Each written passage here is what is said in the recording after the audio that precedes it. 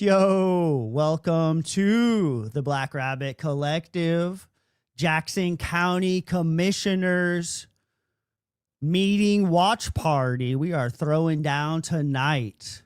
It has been a chaotic week, and I have a feeling they may give us time to get into some of that today. But real quick, John Herrera is live on scene with the 4th minute segment as folks are arriving. Moving into the meeting tonight to give their public comments. I just sat down at my desk, rushed home from a chaotic day, and there are folks just piling into that meeting. So it is an exciting thing to see. I'm just going to go ahead and throw John up right now because he has somebody that has something to say. Let's see what's going on up at the Justice Center. Hey, Yo, what's John. up, Steven? What's going on, my brother from another mother? I am here. I'm John Herrera from the 4th Minute, and I'm here with Antoinette, one of my favorite people. I have affectionately called her Jackson County's Nona just because she's wonderful and amazing. With that said, Antoinette has some things that she wants to say. Antoinette? So, Antoinette McWatt, I've lived in Jackson County for about 24 years now. I've used the public library and spoken about the public library ever since I've been here. What I'm going to talk to the commissioners tonight about is the concern about the community room differences between what they anticipate the use to be in Cashers and what they anticipate the use to be here in the north end of the county. The north end of the county and the entire county had a dearth of rooms for the community to meet for many years. When we raised funds to build the library and to renovate the courthouse, one of the things the public and commissioners wanted was a community space where we could hold meetings. What I would like to know from the commissioners is why is Cashers getting a different treatment than this part of the county? A couple of months ago, I asked Kevin King if he had read the resolution that the Silvertown board had presented, asking that the community room remain open to the entire community. And his response to me was, how much money does Silva give to the library? So today I've been thinking about how much does the money that Cashers has influence how they get to use their community room. I'm not talking about the tax rate because it's the same, but they certainly get more revenue. As one of the people spoke last week at the commissioners meeting, they get more revenue from that end of the county. Does that factor into this decision that they may or may not make tonight? Thank you, John. Thank you, Antoinette. Those are some great solid points. Antoinette, ask her if she thinks they're going to be voting on that tonight. I apologize. I don't believe it's actually on the agenda, but do you believe they'll be voting on the community room tonight? It's on the meeting, the work session agenda. I don't know whether they'll vote or not. That'll be up to them. Okay, that'll be up to them. So that works, man. I mean, I got another gentleman I would love to ask some questions to. Antoinette. All right, cool. Antoinette, thank you for coming here. Thank you. See you inside. Bye-bye. Hey, Marsha Almond's here. How you doing, Marsha? It's great to see you here. Marsha's here to definitely be to hear what the community has to say. She is running. She's a candidate for the chairperson's position here in the Jackson County Board. Marsha, what are you looking forward to hearing about the community tonight? I'm looking forward to hearing the arguments coming from the Jackson County Commissioners, number one. Number two, I hope to see people speaking out about the disparities between the policy for Cashers and the policy for Silva. Yeah. And I'd like to ask Kevin King if he's on board with being the library police or if this is something that he's being pushed into. I would love to know the answer for that. And definitely what you have to say really tells me that you're paying attention to what's going on. That's actually wonderful. It's really a breath of fresh air, Marsha. That's why I'm so pro Marsha. With that said, Marsha, are you going to have some comments upstairs when you get up there, or? I will not. Okay. All right. Just here to observe and take notes and do community work one-on-one. That's what I'm talking about. Excellent. Most excellent. All right. Well, Stephen, I've got to talk to 3 different people. There's one with Rachel Huffman. She had a great interview. Marsha, it was wonderful seeing you. We had a great interview with Rachel. She actually gave me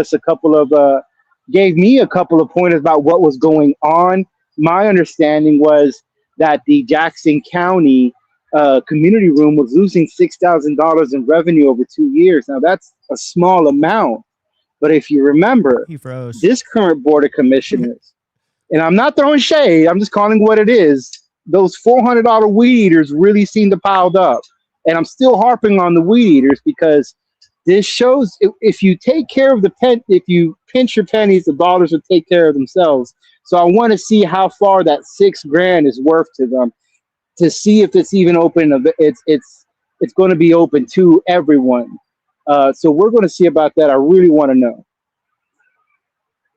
Looks like it's a packed house tonight. Would you say there's a good amount of folks filing in? I saw just bodies just moving behind you when I first went Yeah, live. there was about 8 people. I know candidate Mr. Rogers was here, Mark Rogers. I was hoping to talk to him, but I was talking to Miss Antoinette. Hopefully I'll be able to catch him outside. He hopefully will have something to say with us to unbiased reporting. I know they like to color us as left-wing media because it's convenient, but we really are a platform for anyone who wants to have a discussion, a civil discussion. I mean, you saw on Saturday, I'm willing to talk to anybody civilly. I am. I have no agenda. All I want is what's fair for all Jackson County residents. That's all I'm asking for. I definitely agree with you on that. There's another gentleman coming here into the meeting. Let me see if he has a few moments to talk. Hey, John, how are you? Brother, can I get you on camera just to ask you a quick question? Very simple question. Why are Let's you go, here? baby. What do you got to say? What's going on? All right, my man, John. I actually met John when I was out campaigning. Great guy. One of the things, come on over here, John. Right here, buddy. One of the things I remember John specifically was he was talking about de-escalation situations, and I took the pamphlet home with me, and I ended up reading it while I was supposed to be watching the movie with my partner, and he had some great. What brings you down here to this commission meeting? As I'm concerned about the use of the community room, and I want to bring up that when my wife passed away 4 years ago, I looked for various churches to see what kind of facilities they had. And really, there wasn't anything large enough. And then the community room was just perfect, had a great view of downtown, and it just was a great setup. And I don't know anywhere else in Silver Cody that can provide that size of a room, and with that size of a, one side of the building looking downtown is all glass. It's just a wonderful facility. It is wonderful, and I just think that's a win-win for everyone. And it was because we did it on a Sunday. We also paid a fee, so the library made some money, and everybody. It was great indoor outdoor setup and the lobby there. So it's just a great facility. I definitely agree with you. In fact, every time that I watch the fees and go pay attention to the fees, it looks like the community room can be self-sufficient and pay for itself without needing the commission. Yes. All right. I look forward to see what the comments you have for the commissioners. And John, as always, it was wonderful to see you, my friend. Thank you.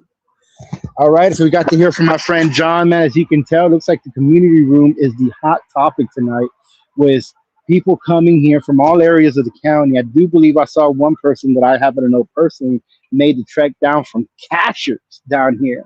Now, these are events, not events. This is a procedure that occurs that should be an event for everyone who's able to. And I know we're all just working, just trying to survive, but this is important. They raised our property tax, and this is now turning into a situation where the people on the other side of the wing, if you will, since they want to label us that, this is taxation without representation. In fact, there's one of the candidates coming up right here. Let me see if Sean has a few minutes. Sean, what's going on, brother? How are you?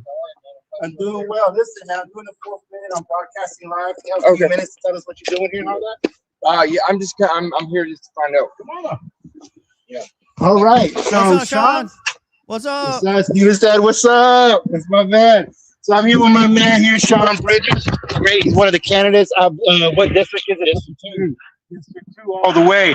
He's actually a guy I got to hit the campaign trail with. He's here today. And let's ask his questions. So Sean, what brings you out here today? I just want to see what's going on. Just want to see checking in, seeing what exactly is going Yo, turn that microphone towards him a little bit. Turn it. It's a little frustrating. Yes. Frustrating. Very frustrating. There was a group of people here that wanted to talk about the community room. That's one of the things on the agenda.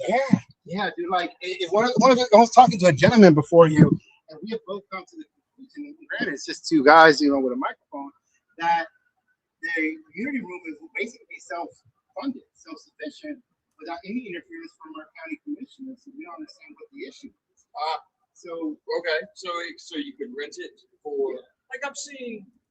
Well, there's just been so many events that have taken place there. I've seen theatrical productions there. I've learned a lot in meetings there. It's like that's what's got me concerned. Is like, what are going to be the rules and the regulations about who can use it, when they can use it? I find it a little complex and unnecessary.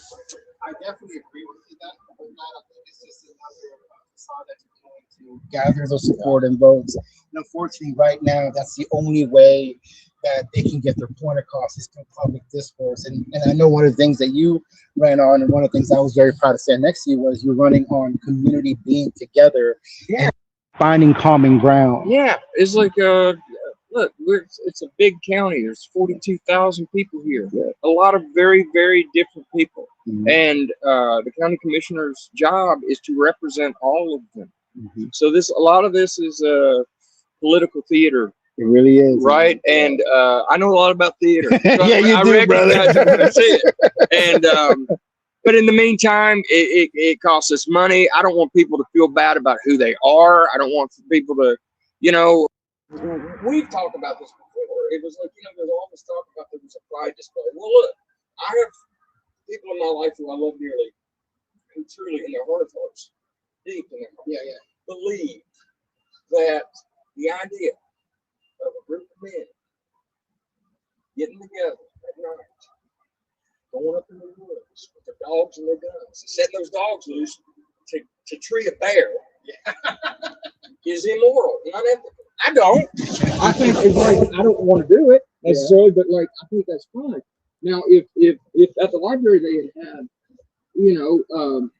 something to commemorate or celebrate the long-held history and heritage of bear hunting in the mountains, those same people who find it a point would not have protested. Yeah. They just would have said, "I don't like that. Oh, gross, whatever," and moved on. Exactly. That's the point. Is like there's room for everybody. It's America. Yeah. You're not gonna. It's not. It's what makes it awesome. Exactly, man. That's one of the things you heard me say. If you didn't pay attention, was my rights end where yours begin. I may not like it, so I don't have to attend it. It's like, and I might be kind of weird, but like, well, I'm definitely a little weird. But I'm an actor. But there's something about people doing things that I think are stupid. Yeah. Or I don't agree with, or whatever. I know enough about history and about the rest of the world, and I've been to other countries where I celebrate the fact that they can do that. Yeah. It's like, I don't want to do that, but I'm more power to you. More power to you. Exactly. I got to get in here, man. Yeah, brother. It was great talking to you, Mr. Rizzo. Thank you, Sean. Thank you. Thank you. Steve said, thank you.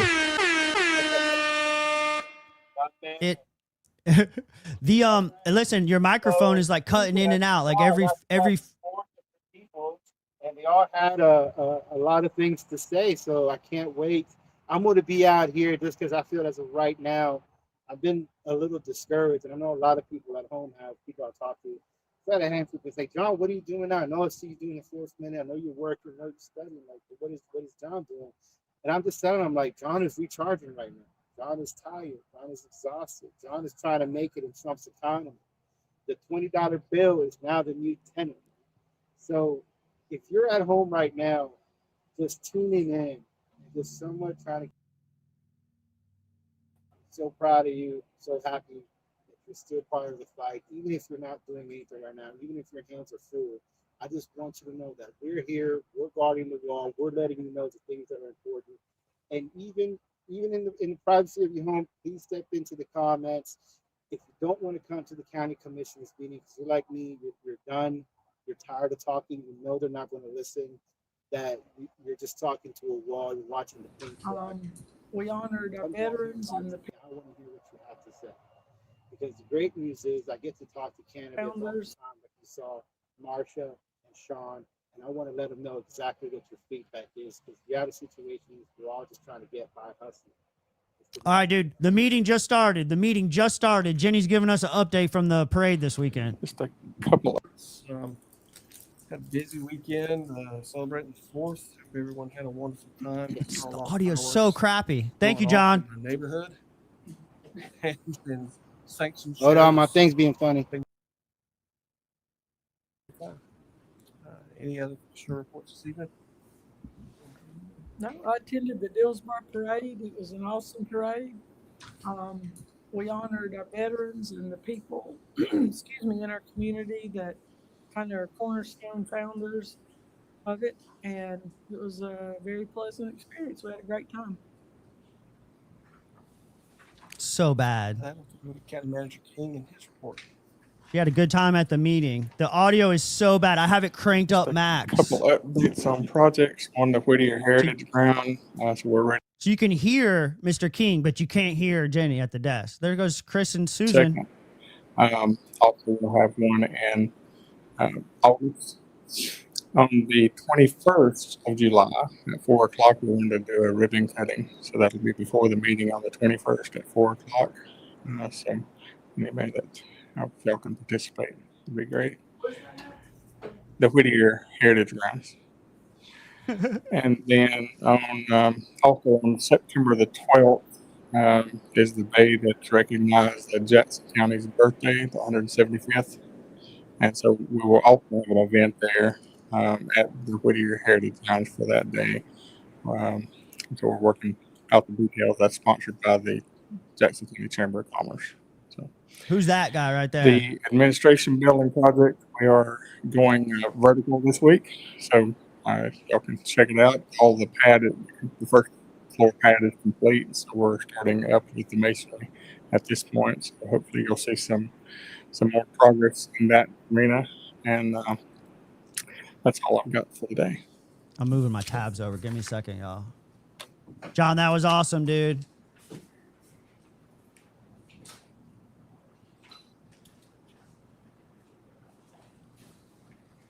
Now moved on to our informal comments by the public. All right, let's go, y'all. Reminder, this is 3 minutes for us to listen to anything you have to say.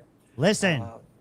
The time will be shown on the screen in front of you, and we're not going to be answering any questions from this format. With that, Miss Beth Baxley will be our first person. Let's go, Beth. Thank you for clarifying that, Mr. Letson, so Jenny doesn't try to chime in. Come on, Beth. Thank you, commissioners, for this opportunity to speak. I'm addressing tonight the policy for the use of the library community rooms that is being considered by you according to the Silva Herald. Our wonderful Silva Library Community Room with its beautiful vista of the town and surrounding mountains has a storied history of being transformed through much community effort and fundraising into a space intended for all the citizens of Jackson County to enjoy. It has hosted countless free and open to the public educational training and artistic presentations over the years, as well as many important topical and informational meetings, such as nonpartisan candidate forums, and the recent presentation, for example, made by the Jackson County Board of Elections Director, Amanda Allen, recruiting poll workers.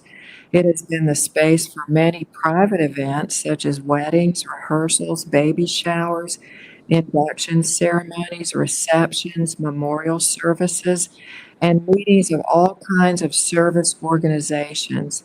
Citizens hosting these private events pay to rent this space. I added up the rentals over the past 2 years for the community room.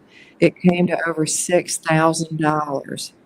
Now, it seems that you are considering restricting meeting use here in Silva and eliminating these private events and the income that it would bring to the library at a time when we're dealing with increased costs to run the library and a county budget that we currently can't meet. There are no comparable venues for holding such events in the seat of our county at affordable prices. There are only wedding venues and churches which are either not affordable to all or not necessarily to everyone's choice. We don't want to go to SCC or Western. We want to meet where we feel the most sense of belonging and ownership and tradition in the heart of our town, which is our library. Please afford the people of Silva and surrounding areas the same consideration for space as you are exploring for the Cashers Community Library space. Library space belongs to all the people, and we should not change this beloved tradition. Thank you for your consideration. Thank you, Ms. Baxley. Next up this evening, we have Rachel Hudson. Let's go, Rachel. Actually, Angie Winchester responded to my email, and I'm going to show you that email in just a Good second. evening, and thank you for Justice the opportunity to speak all. this evening. Tonight, you may vote on a policy that will restrict access to one of our library's most valuable public resources. I urge you to consider not only the policy itself, but what it says about the direction we are taking as a county. Jackson County has underestimated the financial cost of separating from the FRL, and there is uncertainty about whether we will receive any funds through the dissolution process. At a time when every taxpayer dollar matters, it makes no sense to impose restrictions on a public space that should be serving as many community members as possible. You may hear tonight that any restrictions won't result in meaningful financial loss, but none of us can predict that. Policies that make people feel unwelcome don't just discourage room reservations, but they discourage community participation. If business is taken elsewhere, because the library community room is not seen as something for everyone, the cost will be measured in far more than dollars. I also want to address the so-called advisory role of the library board.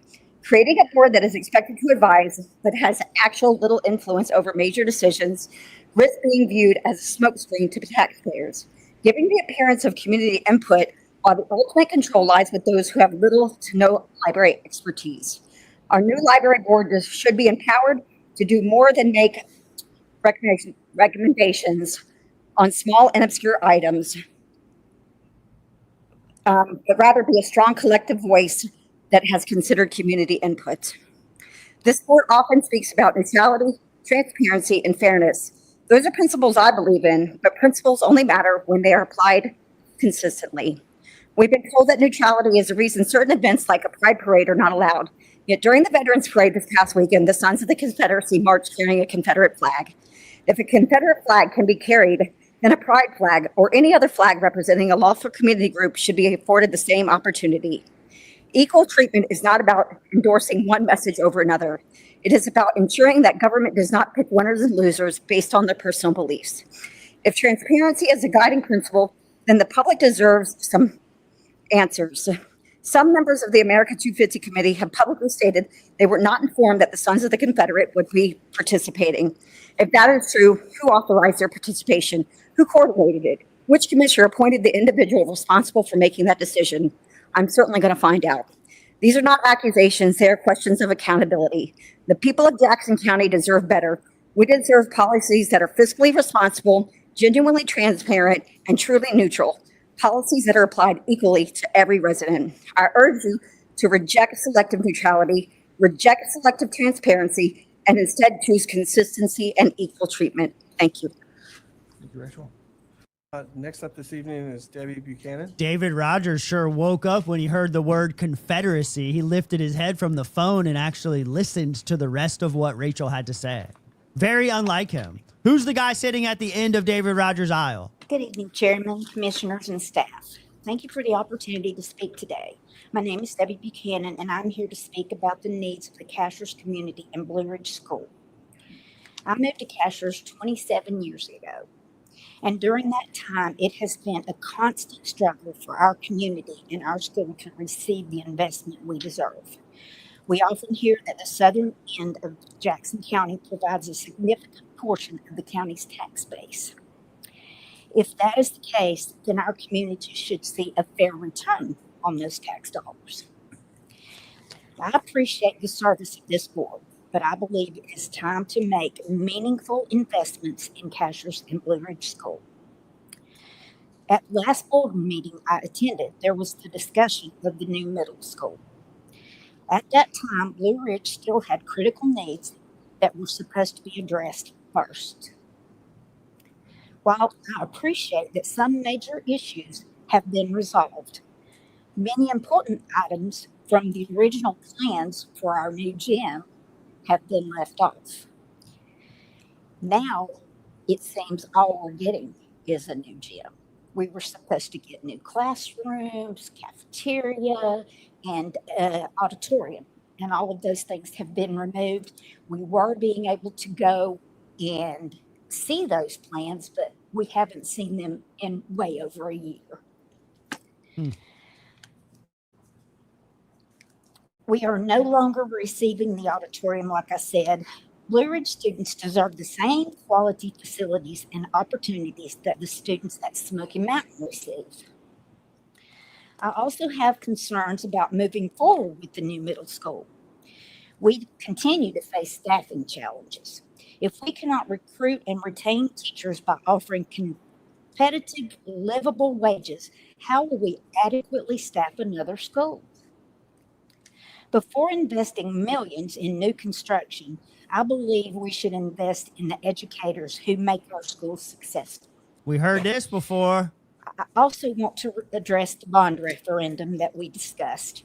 A bond referendum could have provided voters with the opportunity to decide whether to invest in our schools and have addressed long overdue needs at Come Blue on, Ridge. Rogers. Instead of asking taxpayers to Type support something in the improvements comments, across the David. county I know through a you're watching, transparent dude. public Type vote, something in the we are moving comments. forward with projects while Blue Ridge continues to wait for facilities our students need and have needed for years. Our community deserved a chance to weigh in on those priorities. Blue Ridge also needs stronger academic and career opportunities, programs such as woodworking and etc. And I know I'm about to run out of time, but finally, last but not least, we need a pool. Cashers needs a swimming pool. There are two down here, and I realize that we have one vote. And there's We're 3 getting votes a for the pool. rest of the county. We're getting a poll, right? So Gotcha. we deserve a pool. Thank you. Jenny said you're getting a pool. You're not Next up supposed to this evening, we talk, have, Jenny. Susan Bogartis. Ms. This is Bogartis. her Thank you, Ms. public Buchanan. comment. Letson already addressed that in the beginning, doggy. Good evening. Not quite sure where to start. Sort of thinking about the ethics that you're using to make decisions for our county. We are a community. We are not autocratic. We are not divinity based. We are a community. And we need decisions made that affect the entire community. Having said that, the community room that we're discussing tonight is really there for everyone. It's not just there for specific people. I really would like the criteria to be better and more in place than someone's personal decision at each time when something comes up to use the community room. I would like it to be clear and actually support our community. I know that there are specific moral foundations that people use to make decisions, okay? But this use of this room has not harmed people. It has not caused disgrace to our community. I contra danced in there. I've listened to a harp concert recently. I go and listen to things about the forestry system in here and the water system. Maybe those things are just too radical for us to have at the community room. I just don't think that the majority of things that we see in the community room are detrimental to our community as a whole. Now, I do realize that there are specific people that hold specific things that they hold dear. I'm interested in the environment, so I really can't, I go off sometimes on the environment. I apologize. But the idea that we're going to regulate this because a group of people have decided that they're going to use their specific type of ethics and compute, not in our community. Do you want to do that yourself? That's fine. But our community needs this place to meet. Thank you. Ms. Bogartis. Damn right. Next up this evening, we have Chris Hamlet. You done.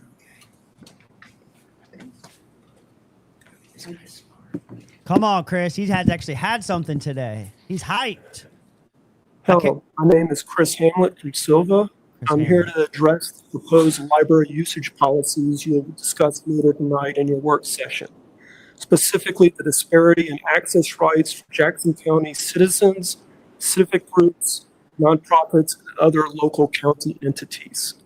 I am not a lawyer, but it did not take much time to determine counties are not legally allowed to geographically discriminate access to public meeting spaces within the county, which include public county library meeting rooms. Such spaces are considered limited public forums under the First Amendment of the U.S. Constitution. The 14th Amendment further says rules governing such public forums must be reasonable and viewpoint neutral. Banning local groups from using the local library meeting room in one part of the county while allowing it in another part of the county crosses into discrimination. At the state level, Article 1, Section 19 of the North Carolina Constitution, the Equal Protection Clause, says the state and counties cannot treat similarly situated residents and groups differently without a very strong and rational reason. Finally, North Carolina General Statutes 153A-11 says county inhabitants make up a single body politic and corporate. This legalese indicates county services and facilities must be administered equitably for the benefit of all county residents. All that boils down to facilities specific differences in usage, such as not allowing bird seed and rice in mostly carpeted Albert Park Library, while allowing them in the mostly wood and tile floored Jackson County Library Complex makes sense and are allowable. But differences in access rights based purely on geography are not. If the county tries to make the distinction that public meeting spaces of the Silver Library Complex are not in the library and therefore do not fall under the same equal access requirements as the spaces in the cashier's library, I doubt this would hold up if it went to court. I doubt a judge would be inclined to see a distinction in the type of facility between the community room and boardroom of the cashier library and the community room and boardroom of the Silver Library Complex. I doubt the judge would recognize that the library and meeting rooms in the library complex are separate buildings, given the design, construction, renovation happened concurrently, and that the newer library proper portion was specifically built without large meeting rooms, since those were being built into the older courthouse portion. The county can address this issue by either giving, I'm almost done, by either giving the Jackson County Library Complex the same access rights to county residents as the Albert Carlton Library, or restricting the Albert Carlton Library to the same very limited access as the library complex. If the second choice is made, it would simply reinforce the ongoing perception of Cashier's residents that the county services in the south end of the county are being neglected. I hope this board decides on the first choice and honor equal access to library meeting spaces for all county residents, regardless of viewpoint. Thank you. Next up this evening is Antoinette McQuad. Ms. McQuad.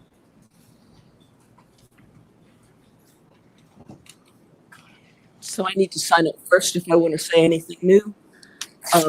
They've all said it. I really hope that if you choose tonight to vote for or next month or whenever, the different policies for the two libraries, that you will also post why. Why are you choosing to make the two places function differently? Thank you. Thank you. Yeah. Next up, we have John Ritchie. Well, keep your eyes on Chris Bogarditz. He is like eyeballing Jenny Lynn Hooper and giving her funny faces. Silver Reed's taxpayers' bleed. John Ritchie. I've lived here for over 45 years, and I think others before me have spoken well of the various reasons why it's important to keep the community room open to members and to all the groups. But I wanted to give a personal experience. And that is that my wife, Jean Kirkland, passed away 4 years ago. And in her over 40 years in the community, she was a counselor that served many, many people. And I wanted to provide a setting that would honor her, that her friends, relatives, and those she had touched would have a chance to speak about her and to join others in support of dealing with her death. And I went to the church that my wife and I had attended in the past, and it wasn't large enough. I went to what I thought were the largest churches in the community, and they weren't large enough. And I don't know of another facility that is as large as the community room and also has the bonus of such a wonderful side wall that is all glass window to see downtown and the surrounding mountains, and has a wonderful setup to provide both indoor, outdoor, and a lobby. It was just the right kind of setting, and it brings community together when people can use something for events that are really personal and very important. And so I'm very thankful that the library was available. And the library was also able to make money because it was on a Sunday and I paid a fee and I was happy to do that. And so I think it's a win-win to maintain something that seems to benefit everybody. And I just wanted to give that personal experience. Thank you. John Rich is the man. He gave John an interview earlier. Additionally, this evening we had several come in from online. The first one, Steve Steen, we've all received that one. Public comment. Kendra Presley is also. He didn't want to say what it was. Sent in public comment. He didn't want to say what it was in regard to. He's also sent in public comment this evening. With that. All right. And no further. I'm gonna get into the boring stuff. If you drop a comment in this live chat as we're observing, as we're watching, as we are having fun, at the end of the live stream, I export all the comments into a spreadsheet and I send those comments in as a public records request. So I'm going to show you that here in a second. They're asking for a bond of $9,100,000. In the past, he usually says Steve Steen wrote in a public comment and he kind of mentions the topic a little bit, but he did not do that tonight. My email was a little snarky. I'll admit that. I'm sorry. It is not intended at you, Mark Letton. Okay. I'll show it to y'all in a little bit. Okay. With that, is there a motion to approve the public hearing? Webster Village housing bond. All those in favor? Aye. We're going to have a public hearing Next up this for evening Webster is, Village Association. housing bonds. County Commissioners voting delegate coming up in August. This is their annual meeting. It'll be on August 22nd. It'll be the Saturday evening on the 22nd at 2:15. Saturday afternoon, sorry, would be when the basically the group comes together and looks at policy and efforts. So, very curious who they're going to nominate for this. I'm not really familiar with this. he may like to attend. I think I'm going to be down there. So.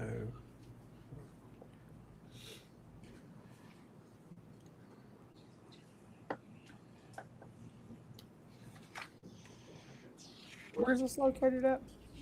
It's in Durham. Oh, it's in Durham this year? Yep. Like if she just clicks the links that are in the agenda packet, she would know where the meeting is. I'm going to be down there the following week. Basic prep. Unprepared. Does anyone else like to attend? Them motherfuckers are not raising their hands. I might be able to. I'll check the calendar and see. Check it. You're right there. You're always on your phone. Have to check. Okay. Just going to move on and not pick somebody. Moving on now to legislation and the resolution R2607. Kick the can. Kick the can. 4054 in Deer Run. Yeah, this goes back to the previous meeting on the 16th, where where the board accepted a offer for $300 for lot number 54 of Deer Ridge Run, and there was no upset bid for that. So now this is the resolution authorizing that sale, $300. Is there a motion to approve? So moved. And a second? Madam Clerk? Commissioner Hooper, Yes. Commissioner Smith, Yes. Commissioner Jennings, Yes. Yeah, how could Chairman how Lexi. could she take Yes. on something new? She can't go With to her no own meetings. Questions from the press tonight. We do have a need to go into closed session for personnel and legal. Is there a motion to go into closed session? So moved. All right. And second? Second. All those in favor? None opposed. We are in closed session. The meeting's over. They're in closed session. They're going to come back to the work session meeting. And there's a few things on the agenda for the work session meeting. The revolving loan fund management of the Chief Executive Officer Russ Siegel of the Sequoia Fund. And we'll get into like some of these attachments because sometimes these closed sessions take like 30 minutes. I also have a feeling that people are going to be filing out. Here we go. People are filing out. So let's jump John back up real quick. And let's see if anybody wants to chat with him. Who knows? We'll see what they're doing when we go back home to go pay their property tax now. And you know, nobody mentioned it, but that was the courtroom. Yeah. That's a place of justice, theoretically. And it's just sort of. Well, probably because it makes them uncomfortable. To be honest with you, that's probably why they want to get rid of it. Yeah. That's Sean I'll Bridges. see you later, Sean. All right, he's out. John, you listened. So- Did you hear any of those public comments? I did, man. I was sitting there listening, and I really wanted to say something to them, but I know there's no point because they just tune you out. Get Susan right there. Get Susan. Turn around and get Susan. Susan. Tell her Steve wants Do to you talk have to a minute to talk for the 4th minute? No? All right. Well, I appreciate you for everything you said. You killed it. Dang it. It was good seeing you, Susan. Come on, Susan. She always has something to say. She bowed out of this one, brother. Yeah, I mean, at a point in time, like there was something interesting, and I need to go make an appointment with Bill because you know how he said, "Hey, Marcia, how did it go?" Got in the process. I'm glad you're out here. But what are your thoughts if you became chairperson? How would you handle this kind of situation? And see that people in the community have made time to come and make a public comment. How would you handle it if elected? I would try to listen to the people.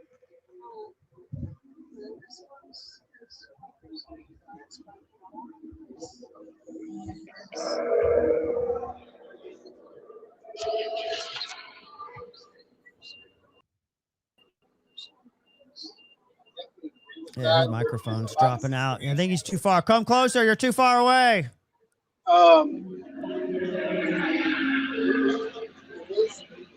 Yeah.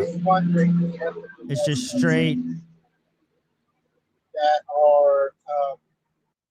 That are in the positions of power right now, because it's like, who are you listening to? Because I was actually talking to my friend here, and he's like, so they people come out and they don't listen to them. I said, yeah, now you see why we're all burning out, why we're all just frustrated, and we're all just ready to give up because there's no point anymore. So we definitely need to come together as a community during the election cycle to vote these people out and reestablish the cycle of the balance of power, if you will. I don't think anybody's ready to give up. Really? Well, some people at home that I talk to, the battery's low. I know mine is. The people that I've been candid with, it's just after a while you're just tired. Yeah. So, but I see, I see you fighting a good fight, Marcia. You're tired, but you keep on. I mean, you can't just give up. That's fair. No, you don't. That's fair. Well, I mean, it's one of those deals where the battles are won, but the war isn't. I mean, they won a couple battles. They outmaneuvered us. They played the long game, but I'm still cackling. Not cackling. I'm annoyed, but the same person that told us to get a bunch of money failed to read the contracts, and now we might not get anything. I haven't seen or heard of them, but I think he's starting a new political party. I don't know yet. But we'll see how that pans out. Wish him nothing but the best for him and his property. So, Marshall, it's great talking to you. Good to see you. So, Stephen, what are your thoughts on the community, on the public comments? Well, for one of the things that just came to mind right off my head was with talking to Bill on Saturday, he kept saying over and over again for me to come and give a public comment at these meetings and for me to come have yes. and I'm like, dude, have you not paid attention for the last 2 years? We literally did that and they didn't listen. Like, you're suggesting that is not an avenue to them hearing us for what we have to say. We have to do something different if we're going to actually get them to listen to. And I think we're just now starting to get, I mean, we have their attention. They're paying attention. They know that folks are watching. They're getting the backlash online. They are seeing the comments from the supporters in the chat. I don't know. I just don't think that, I don't know that going down and giving a public comment to this specific board has a whole lot of influence. Rattling their feathers, letting them know that we're paying attention, sharing that out publicly. That you, DJR? John, did he sneak by? Oh, yeah, that's the burner. That's the burner, baby. Midnight. That's the burner. But like that was his big thing, was like, go talk to him, go down there and give a comment. And it's like, dude, people have been doing that. The meetings were so full, we had to move to new locations, right? The overall consensus was very clear, right? It was very clear what the community wanted. And the commissioners voted to leave the FRL anyways. And, at what cost to us? We're finding out right now. There was a great article in the Silva Herald this week. We watched that whole budget breakdown. I'm not going to harp on this for too long because it is a little bit of a conflict of interest. I'm not going to read you the full article. I'm just going to really show you exactly what went down with some of that budget, those budget shenanigans, because they were all harping about cuts. And we watched them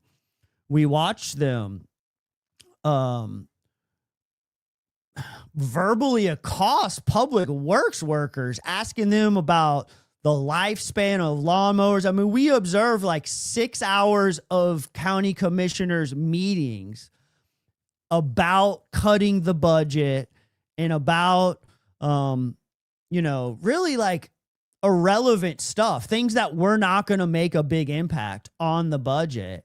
And then literally on July 1st in the Silva Herald, nonprofits see fewer county dollars. And the overall consensus is that there were a total amount requested from all the different nonprofits was $1.2 million. I believe Kevin King suggested to grant the majority of that. And then they chopped it down to $850,000. And the way they did it is a little bit, I don't know, odd to me, but each commissioner was able to write down, make a submission for the amount that they thought was appropriate for that specific nonprofit. And then they took an average of all of those numbers. So if we scroll down to here in Jackson County, who just went through, significant change last year with the executive director being arrested for embezzlement and things like that. And don't worry, I'm still watching the stream. I got the closed session tab right there, so I'm still watching it. I'll pop it right back up. But after everything that they went through last year, new director in place, new staff in place, significant change happening within the organization. They're trying to recover from what they went through at the beginning of the year. Last year, they were granted $185,000. Obviously, the cost of providing services has gone up significantly. the need and the demand for their services has gone up significantly. So they requested $220,000. And with that average taking approach, Michael Jennings and Jenny Lynn Hooper both recommended $0, which brought the grant amount down to $84,000 from the requested $220,000 after getting $185,000 last year.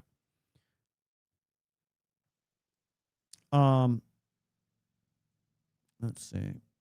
So, I mean, they chopped all the nonprofits. It's insane how they did it. And John called it. I'm going to pull him back up real quick if he's there, because John called it on the last episode of the Fourth Minute. I call it what, my friend? That they were going to be chopping nonprofits. Oh, yeah, man. I mean, you should have seen, like, when I was over there and I was watching the HERE people, the people that volunteer here, the director is doing a wonderful job, by the way. Tom was an interim director, I can't remember his name off the top of my head. I could see, man, and one of the things I've learned over the years is how to read body language, and I could tell, man, they were just going to be chopping. I personally feel, keywords being personally, because I know how I love people like to take me to stuff, but I genuinely feel the community table took that loss because of the activism that you're doing outside of it to make sure that everyone has basis there, because what you guys do is for the community, and they're not really good lovers of what we do. But you know, if they did what they were supposed to be doing, we wouldn't be doing this.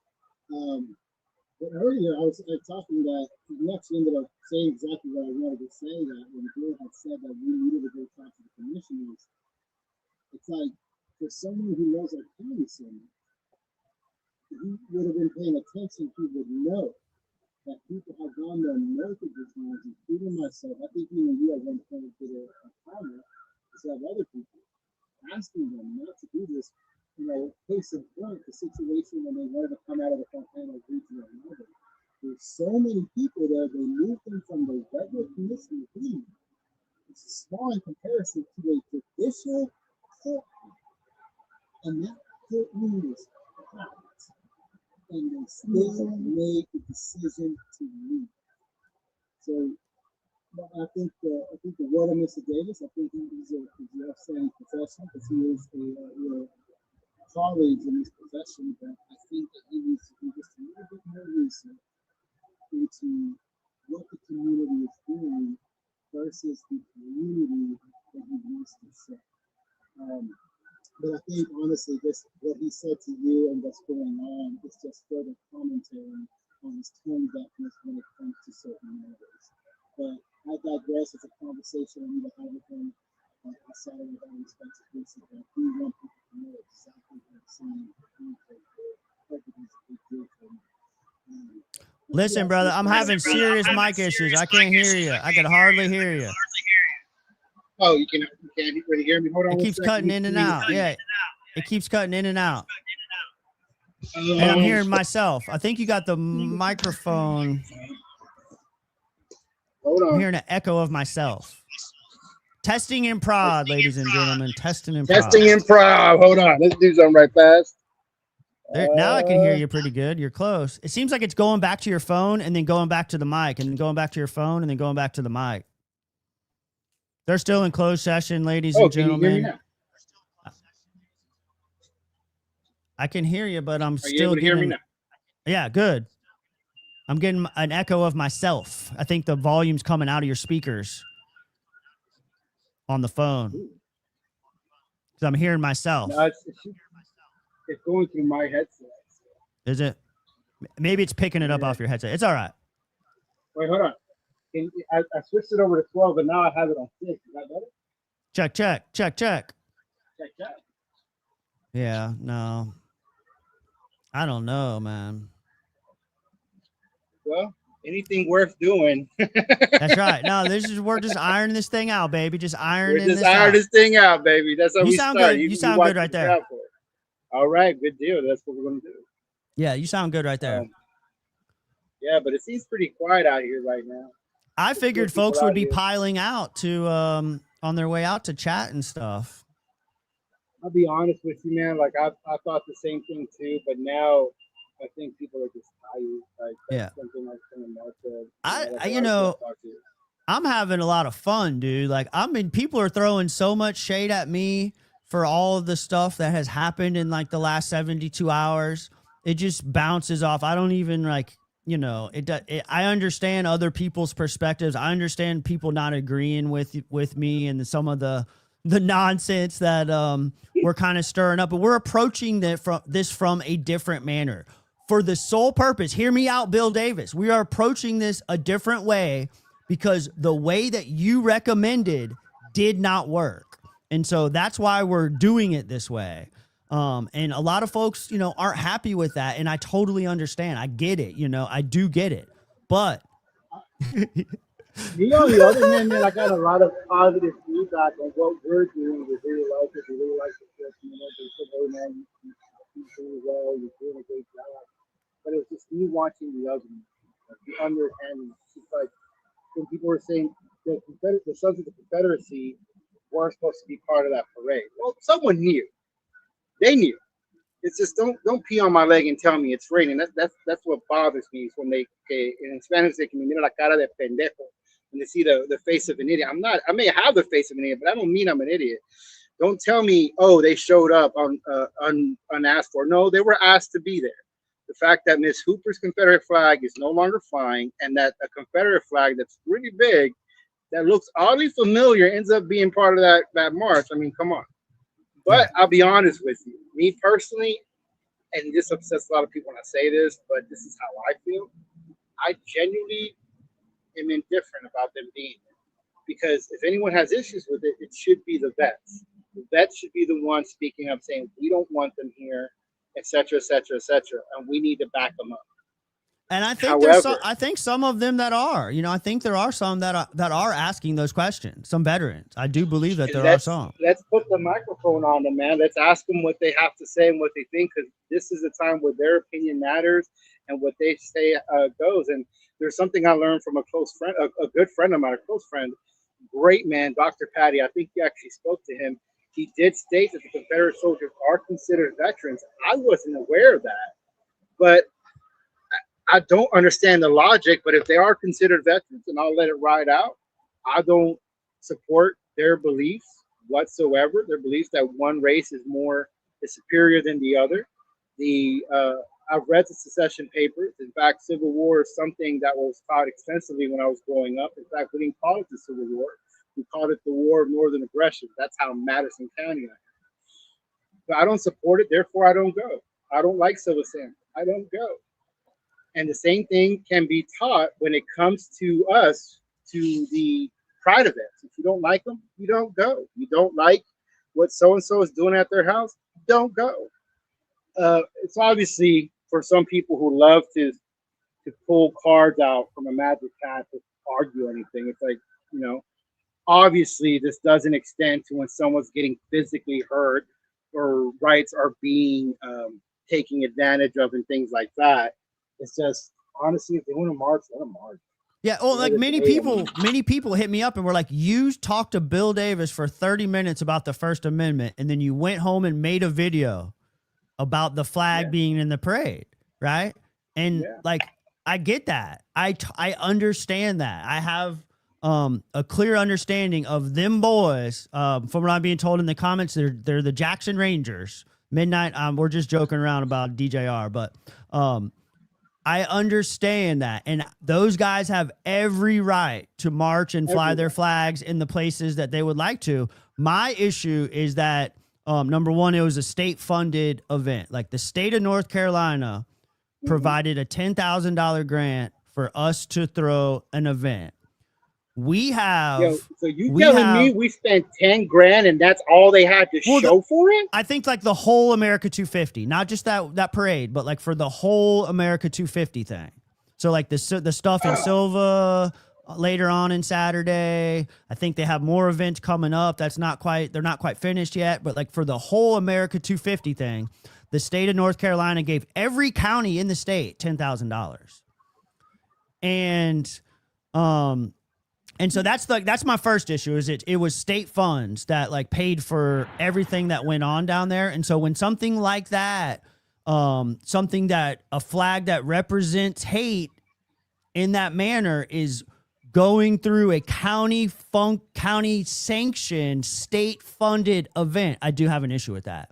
I definitely agree with that, man. But I would really love to talk to some of the Jackson Rangers if they would be willing to come and have a candid interview. There's one in the comments right now. You want me to turn the phone lines on? Should we turn the phone Oh lines yeah, on? baby. I would love to converse with anyone, man. In fact, like just full disclosure, before someone from back home decides to dig up old photos of me, I used to wear a Confederate flag here and there in school because that's what was a popular fad. You used to be able to go to Smarties and get a Confederate flag. So heads up, I wore the flag on one. Bro, we so grew yeah, up man, I in the grew up with the 90s. I Confederates. grew up They're in homies. Florida. There was a ton of it. It was everywhere. All my friends, Everywhere. you know what I mean? As young and like all that, like I had a different understanding than I do right now. But then blessed to be American and the manner in which they did it when we, I mean, should we say it? We infiltrated the committee, right? We got people from the collective were on the planning committee, right? People from the collective were selected to be on the planning committee. And for it all to be done behind closed doors, outside of the scope, there's one conversation that took place. And in the same conversation, John, they were talking about the opening prayer. Beth was describing the opening prayer that was going to be taking place. And the collective committee member raised their hand and was like, hey, if we're going to do a Christian prayer, what are we going to do for the non-Christian veterans? What can we do to represent them, to make them feel welcome? She was asking those questions in the same conversation. And Beth James, the organizer, looked her in the face and said,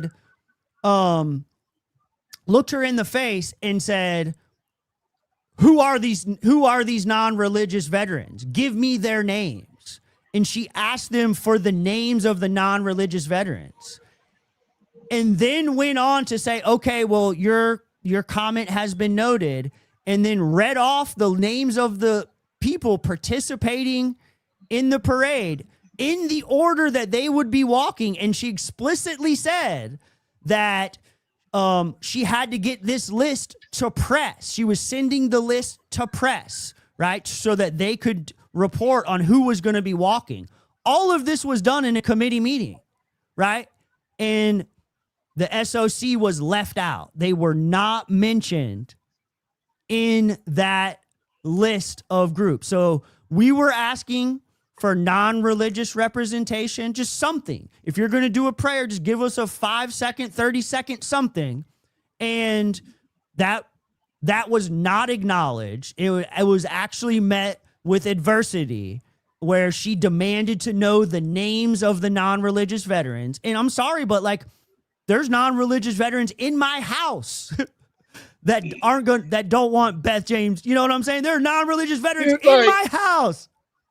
Not many people know this about me, but I was helped to be raised. I grew up with a World War II veteran who was in 99th Infantry. He was considered a battle baby. He was in the Battle of the Bulge. And he is one of the reasons why I'm so patriotic, but not the way patriotic these kind of people are. In fact, one of the things I don't say when I say the Pledge of Allegiance is under God, because the man who is a World War II veteran told me this country was not founded on religion. And he used to tell me, he's like, anyone who starts having the cross with the patriotism, goes, that's no bueno, because he'd say it's not good. They're up to something. And majority of veterans I know, man, don't want a parade. They just want people to use their rights that we're doing right now. It's weird to me. She said that the reason why the parade happened is because the VFW requested it. Well, if that's what they requested, I'm glad we were able to fulfill it. I think any veteran that is able to that makes the sacrifice to go fight for our country, if they request something, we should accommodate them. You know what I mean? But if that's what they requested, which I personally, keywords being personally, find that hard to believe, but I don't have anything in front of me. It's mighty convenient that they seem to have something that ready. And When it's like honestly, one man, organization, you know, it's just one organization. It's not the whole veterans mass. Like, again, I have a non-religious veteran in my house that has never been to the VFW. Was that person's opinion considered? There's a whole bunch of them. You know, it's not the people that just go to the VFW aren't the only veterans that reside in our county. yeah, I agree They're with hiding. that, Steve, but also, you know, closed mouth don't get fed, so if they don't say That's why anything, we're here, baby. VFW says so. That's why we're here, you know. Yeah. If they wanted a parade, man, I wish I would have gone to support them. I always thought it was county sanctioned. All right, I'm gonna play you a video. They posted the Veterans Parade walk last night. I don't know if you saw it. Yeah. But I'm gonna play you a video from they did the full like 9-minute walk, and I hope you can hear the audio because you mentioned this country not being founded, religiously founded. Okay, and so.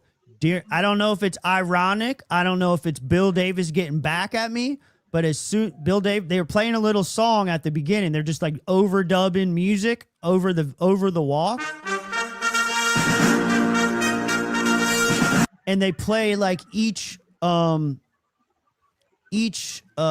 military song got played. The Marines, the Army, so on and so on. But when the Sons of Confederacy go walking by,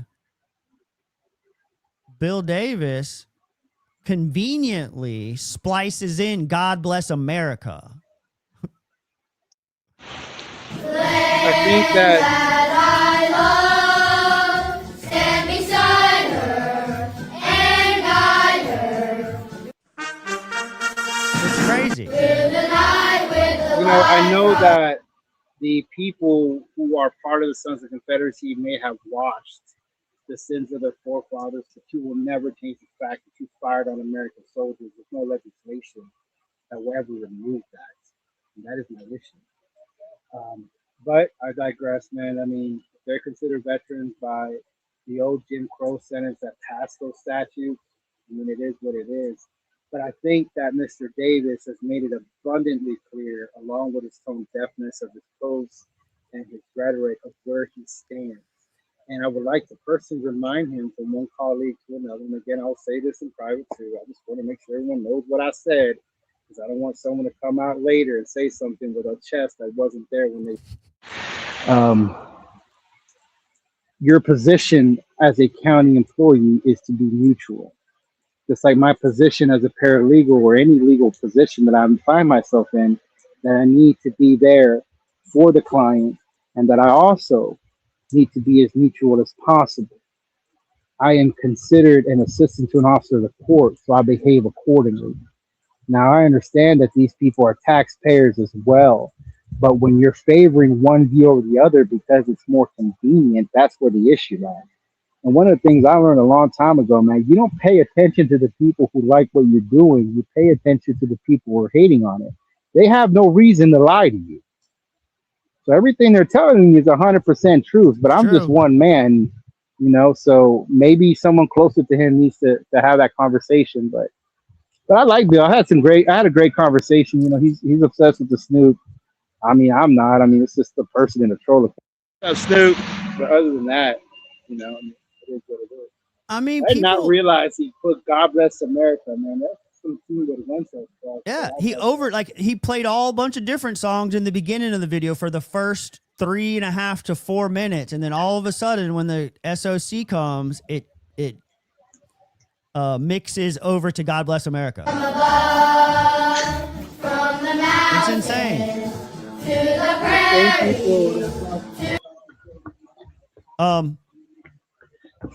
I do want you to be on the lookout over there. Here we go. We're coming. Meeting's back on, baby. All right, John. I want you to be on the lookout. There's a new Smoky Mountain News reporter that is there at the meeting. Her name is Alex. And if you happen to see Alex, I just have asked her to come and introduce herself to our audience since she's the new journalist at the Smoky Mountain News. She's in attendance, so be on the lookout for her, okay? I definitely will. I would love to talk to that lady for the Blue Ridge School as well, man. The ranger in the comments declined our invitation to call in. Okay. Out Hey, of listen, fear. buddy. Like, listen, buddy. If you're listening, like, I genuinely mean it. I want to have a candid conversation. I have Yeah. my personal views, you as well, but we need to find some common ground because we're not able to get rid of each other. It's reality situation. We just need to have a common ground and understanding. And unfortunately, it seems like every time we turn around, it's the Sons of Confederacies that are antagonizing things. So that's the thing. And I know I may have said some things that may have offended, but just know, man, they're coming from a place of love and compassion, man. Like, I'm a black and white kind of cat. So, I mean, if I was wrong historically, I apologize. I said what I said. All right, back to the meeting. Thank you, John. You're the man, dude. We're Appreciate you, brother. ironing this baby out, son. This baby's getting ironed Yes, out. we are. Here, and I was in Getting ironed banking out. for almost 10 years before that. And so this was something that I really wanted to make sure that we were repurposing. Revolving loan fund management, stuff I know nothing about. So I started working with Russ Siegel at Sequoia Fund to try and figure out how we could get this money to the businesses in Jackson County to spur economic growth. And he has since been working with his attorneys and trying to make sure that we do it in a way that is both, and I don't want to steal too much of his presentation, but he's going to talk a little bit more about what partnering with Sequoia Fund will look like for us and why we should do that. And then I will answer questions after he's done. How about we do that? Okay. Thank you, Tiffany. Thank you. Appreciate the time to be able to talk about Sequoia Fund, which is something that I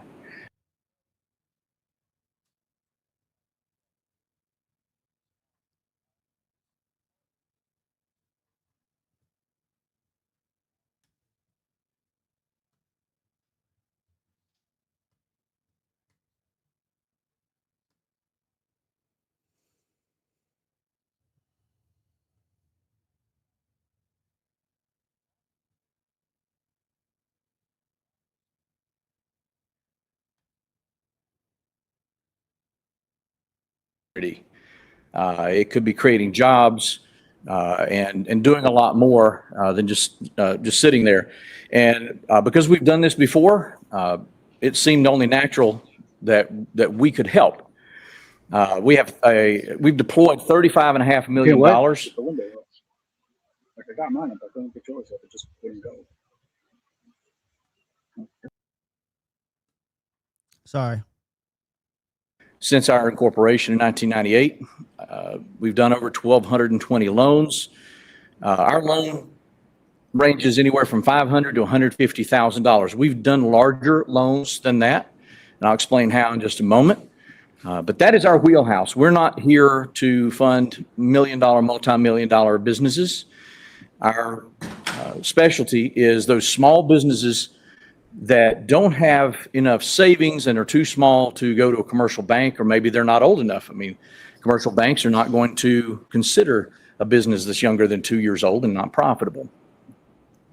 We've done to date 21 collaborations with Jackson County, Haywood County, with Southwestern Commission. We have 12 participation loans right now under management. So we are doing this. We're managing money for people who trust us, and we're very proud to be able to do that. We are a native certified community development financial institution. We're certified by the U.S. Treasury. We're overseen by the U.S. Treasury. And we have to submit more paperwork than I care to admit to them on an annual basis and on a quarterly basis. But we are mission driven. We're not here to maximize profits. We're here to maximize impact. And when you look at what it takes to manage a revolving loan fund in-house versus what it would look like outsourced to an organization like Sequoia Fund, you see some stark differences. There's going to be no demand on county staffing for administration of these loans. You're not going to have underwriting issues. That's what we do on a daily basis. We already have the software to initiate track, report on loans, and provide you with impact reporting at any time, not just at official intervals, but anytime you call and ask, we can provide that for you. And that software is not amortized out to our partners. That's built into what we do for you. And it's updated, it's customized to our needs. And it's from a company that this is all they do is lender software. We take care of chasing down delinquencies and all the things that go along with making loans. So you don't have to worry about that. There's an elimination of political risk. Everything is completely separate. There's a wall between the county and Sequoia Fund so that we're making objective decisions. We sure know about political risks. There won't be any hint of any favoritism, or nothing will come back to you that says, hey, why didn't Sequoia Fund make this loan? We don't really care who calls us. Now, can we actually believe that after all that we've gone through in the last couple of years, that somebody they're hiring? And I'm going to tell you, what do y'all know about the Sequoia Fund? Drop some information about the Sequoia Fund in the chat, because I know a little bit about the Sequoia Fund. We've already got in the pipeline. I'll also explain that in just a moment. So you see here that we can deploy your dollars.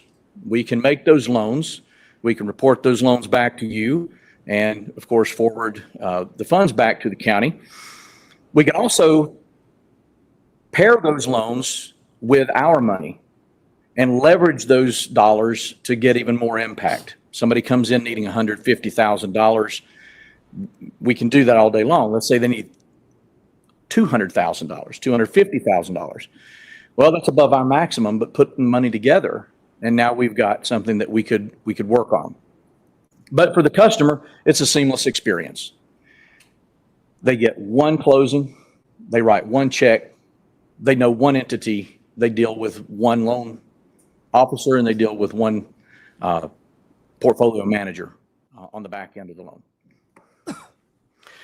We take care of everything. We take care of the application. Take care of everything. What I know about the Sequoia Fund We handle the approval. is just what, last April, May, when we were doing the library board applications.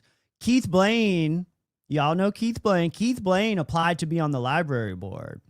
And something that I noticed that when reviewing the library board applications, there was a second application for a woman by the name of Nancy Martin. And she owns a security company in Cherokee, but Nancy Martin's address is 2 digits off from Keith Blaine's address. And now this is the address that was on the library board application. It is not the same address that is on file at the Jackson County Board of Elections when you look up someone's election voting. So check this out. Nancy Martin owns a security company. She applied to be on the library board. Keith Blaine applied to be on the library board, and their address is 2 digits apart over in Whittier. Okay? Hang with me. All right? Nancy Martin's application, she wrote that she was a board member of the Sequoia Fund. Nancy Martin is a board member of the Sequoia Fund. I suspect that she's Keith Blaine's landlord based off of the Google View satellite imagery and those applications. I believe, based off of the information that I read in those library applications, in her status within the community as a business owner and all these things, that she's Keith Blaine's landlord. That's my suspicion, because the proximity of the homes, they seem to be like on the same property. And she's on the board of directors of the Sequoia Fund. And now all of a sudden we're doing business with the Sequoia Fund. I just found out tonight. Your account, because if it goes south, I'm a pretty easy guy to find. And I don't want people chasing me down. So we farm that out to the people who do that the best. And we had a business plan come to us a few weeks ago. It was abysmal, and it was not fundable. We sent the guy to the Small Business Center at SCC. Y'all think to we help should them send them a rewrite their business plan, put or it should the together, and collective actually send them a came back business with one of plan the and see if better they'll give business us some plans money we've ever just to, seen. And we for the funded fuck that of it? one today. So again, we're very blessed in this area to have these kinds of resources. What the county gets, you get credit insulation. You're going to be protected from any kind of decision making there. You're going to get political shielding because we're the ones making the decisions. If we turn Political someone down, shielding that's my on us, and we ass. base that solely on credit worthiness. And is the business going to work? Is it going to cash flow? These motherfuckers Again, are we have a not little more worried about leeway than a bank political shielding. would allow, because that's how we're built. We're built to take more risk, but not all the risk. And you also have fractional risk. If you pair your money with ours and we do a participation deal, you're not on the hook for the entire deal. This gives you leverage, but it also gives you a little bit of protection in terms of protecting those county dollars. So if somebody defaults on the loan and they go belly up, who loses? So we are both on the hook for our proportion of the loan, but we handle all of the collections, we handle all of the legal work, we handle the recovery. Who loses the money? So if the money is lost, then both of us would lose our proportions, but it's our job to make sure that doesn't happen. We're the ones do who you go to believe court. this guy? When Tiffany mentioned our attorney, we use Mark Pinkston proportions. Oh, sorry. But it's our job to make sure that doesn't happen. We're the ones who go to court. When Tiffany mentioned our attorney, we use Mark Pinkston out of the Van Winkle law firm in Asheville. He has had over 30 years of nothing but lender representation. This is all he does. And it's his job to help us make sure that our collateral is secured and perfected. It's his job to make sure that the letters we send out, the phone calls that we make, everything is legal, compliant, and meets all laws and regulations. He reviews all of our legal documentation from closing to completion of the loans. We do that on an annual basis. Does it sound better? Can y'all hear them better than you could at the last live stream? I did make some changes a little Which bit. is less than most commercial banks. And our delinquency rate, the CDFI fund allows us to have 17% of our portfolio as delinquent at any given time. And we've never been above 10%. That was during COVID. It hovers right around 7%. So again, as far as performance goes, I would put our financial performance against any bank. Of course, we're the neighborhood. Y'all are out of where? We're in Cherokee. We're in Cherokee. We're based in the Qualla boundary. I and two of our employees live here in Jackson County. And so I'd like to know like how this relationship got developed. I frequent the businesses here, as we all do. We know the business community here like the back of our hands. They're going to handle small business loans on behalf of the county, is what it sounds like. They're going to handle small business loans on behalf of the county. With the local businesses, and again, you're going to get all of the benefits of having us manage that loan, and we're going to take away as many of the negatives as possible. Is there a chance that somebody could skip town? Absolutely. Has that happened before? Yes, it has. Has it happened before with the county's money? Yes, it has. Our job is to chase them down. That's what we do. We've chased people down in Wisconsin and Minnesota and Florida. He's a bounty hunter. When they think they can get away without paying. It's not my favorite part of the job, but that's part of the job. He's showing his Republican side right We now. just completed our 12th consecutive undisclosed. He's showing Jenny how tough he is right now. 12 straight years. That doesn't happen often in the nonprofit world. We are a nonprofit, but we are audited very, very much like a bank. We have bank level regulations. We have bank level security, bank level data security.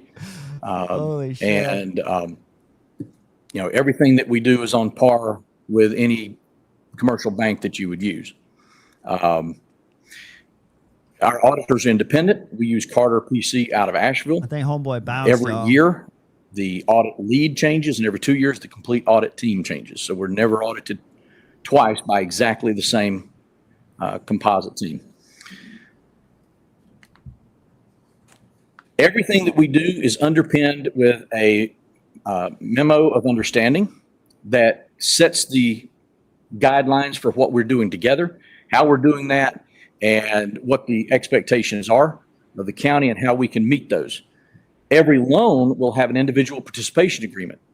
That sets the boundaries for that loan. It lets you know exactly what's going on with that loan, and it keeps everything clean. We don't do anything with a blanket participation agreement. Some organizations do. We're not really comfortable with that. We want every loan to have its own documentation so that everybody knows exactly what's going on.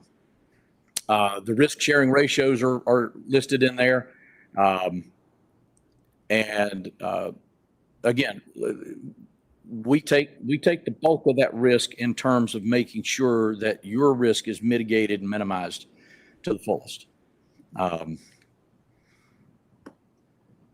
And we, of course, we have a board of directors who directs us, make sure we stay within our policies. The commissioners would authorize this. We would have a joint MOU review with the county attorney and our attorney. We would execute that, and then we would be in a position to start deploying capital as soon as those documents are signed and executed, ready to go. But my favorite part of the job, they're going to give all their friends a bunch of money. Quite frankly, getting to see people start a business, cut that ribbon, open the doors, and employ people because they were able to get money that they were not able to get anywhere else.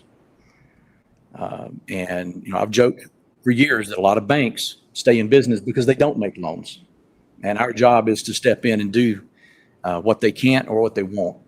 And more than happy to answer any questions that you might have. I know Tiffany said she would answer questions as well, but that's what I'm here for. And thank you again for your time. So like just looking at the agenda, like this is so intentional. Our average interest rate right now is right around 7%. We already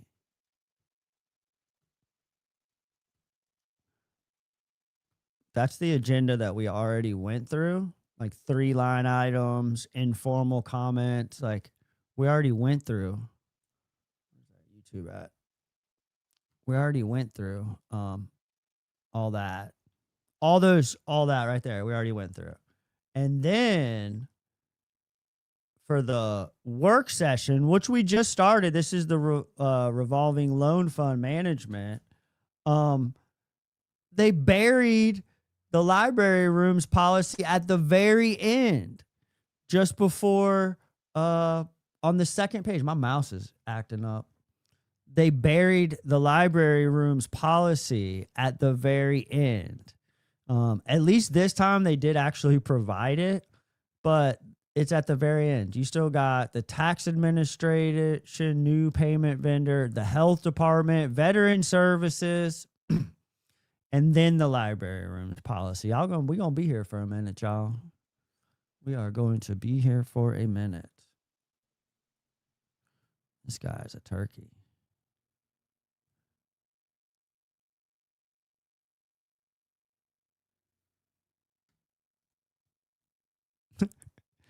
Jenny does not understand. No questions? There we go.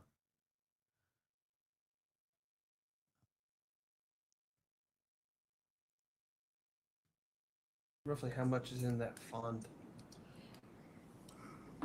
Close to $1 million. Yeah. So you could get a few businesses off the ground. Oh, yeah.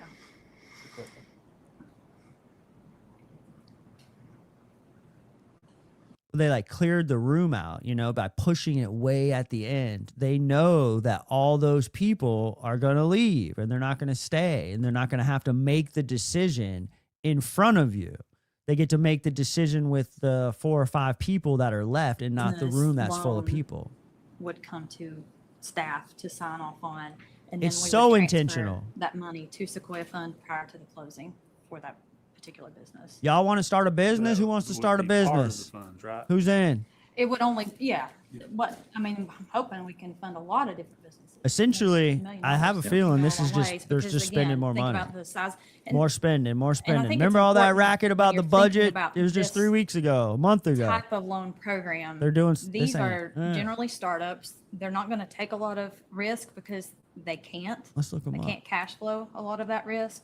So these are people that are generally what we refer to in this world as unbankable. Mhm. they're not bankable, so that's why they go to an alternative lender for loans like this. So the risk is higher. That's why the rate is generally a little bit higher than it would be at a bank. But You hear that? those interest rates, those are They work with higher very risk good. So we clients. think of small businesses as the mom and pop Main Street businesses. The SBA actually defines businesses as having up to 500. This guy talks like Bill Davis. He's defining things and all that, throwing out fake stats. And yeah, that's how they define them. They only work with high. They work with high risk businesses, clients. They work with there must high be a risk manual clients somewhere that that can't says get walk in and funding ask for $1 from a million. traditional bank. We find that most people need far, far less. In fact, our average loan is about $29,000. Our average business startup loan is just over $36,000. Again, we've done some that are much larger, but a lot of startup loans don't take a lot of money. And you're talking about high risk but smaller amount. So Not a lot of exposure. And when I say high risk, let me kind of Break put that it in down. context. A bank a lot of times is not going to even look at you with a credit score of under 650. All right. So our credit floor is 550. So we give people an extra 100 points because nobody gets up in the morning and says, you know what, I think I'll have a heart attack today. Or I think I'll wrap my car around a tree on the way to work today. And yet that's what happens. And until we're able to get legislation in place that takes medical debt and all these other things off of people's credit reports, a bank is just going to boil you down to a 3-digit number. But we look at the whole picture. That's great. I think. I planned on. That seems like it might help.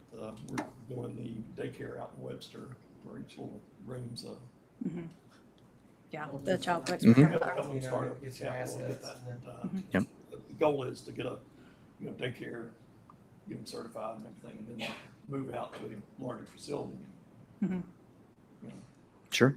Yeah, and that's one of the other advantages of doing it this way is we can't say, well, we only want to fund this type of industry or this type of business because you can't specify that. But having those protocols in place that allows you to open it up to any of these businesses.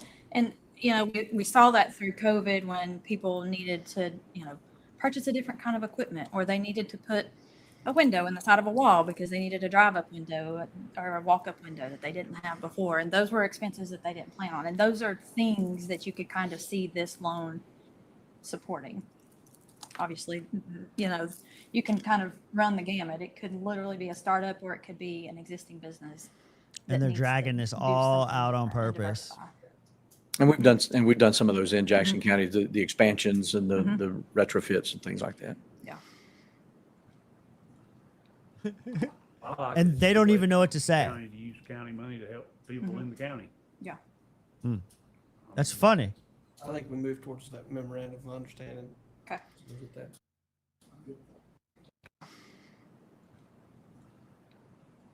I like it. It's a good way for county to use county money to help people in the county. He said it's a good way for the county to use county money to help people who live in the county. But I just showed you 15 minutes ago that they cut like $400,000 from the nonprofits that help people in the county. What the fuck? Yeah. What the fuck? I can't harp on it though. I can't harp on it. Okay.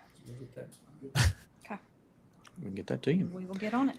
Can she get you my number? Hey, he saw the Okay. Michael Jennings.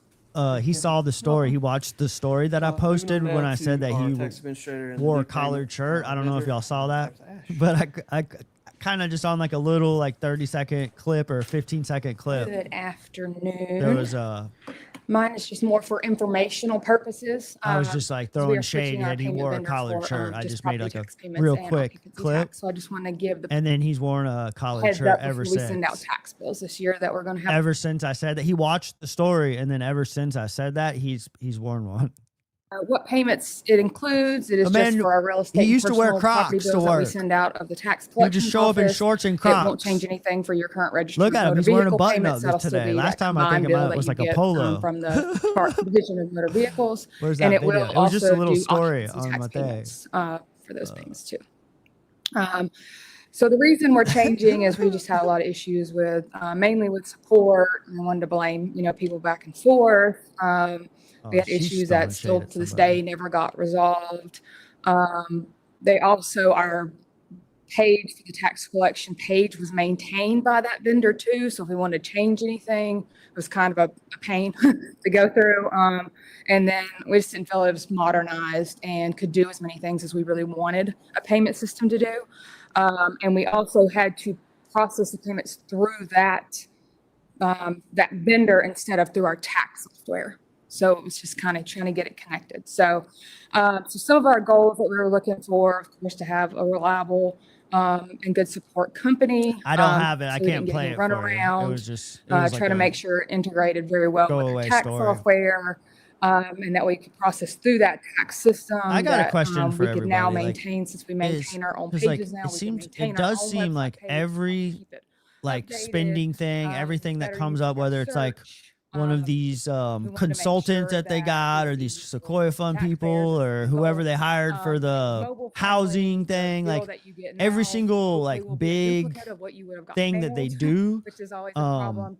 And that you can also be able to set up it like gets installment blamed on payments as like well. So that way, past instead of having to go actions through, you know, of mailing it or whatever, you previous could set commissioners, up previous payment board plans. Say, members, I want to make a previous payment at leaders. the Like end of every month, they often like $100 to get blame that bill paid previous leaders down. for like kicking the can down the We road. also And I'm wanted to fixing make this sure that problem we right could start now signing more people that up for nobody e-statements, else which we've been putting that addressed in the on things, past, and but that's why with it's the like postage cost and $50 justification million just now in general, or whatever. It's a crazy it would amount. be That's good what to start justifies the moving people spending, who are willing to go justifies these in that decisions, direction. and it's always the past. Also, Every it one of them. This lady right here allows just us a did it. I better don't even know notification who process this to do lady a little bit is. more targeted communication to make sure we're trying to catch people if possible before they get into delinquency, because a lot of people don't get those Either bills, that or they're then trying they to end up being update. delinquent and having to pay, you know, additional interest and They're things like trying that. to update their tax like collection software right now because they're about to jack up the taxes, and they don't think that people are going to pay it, and they want to have like more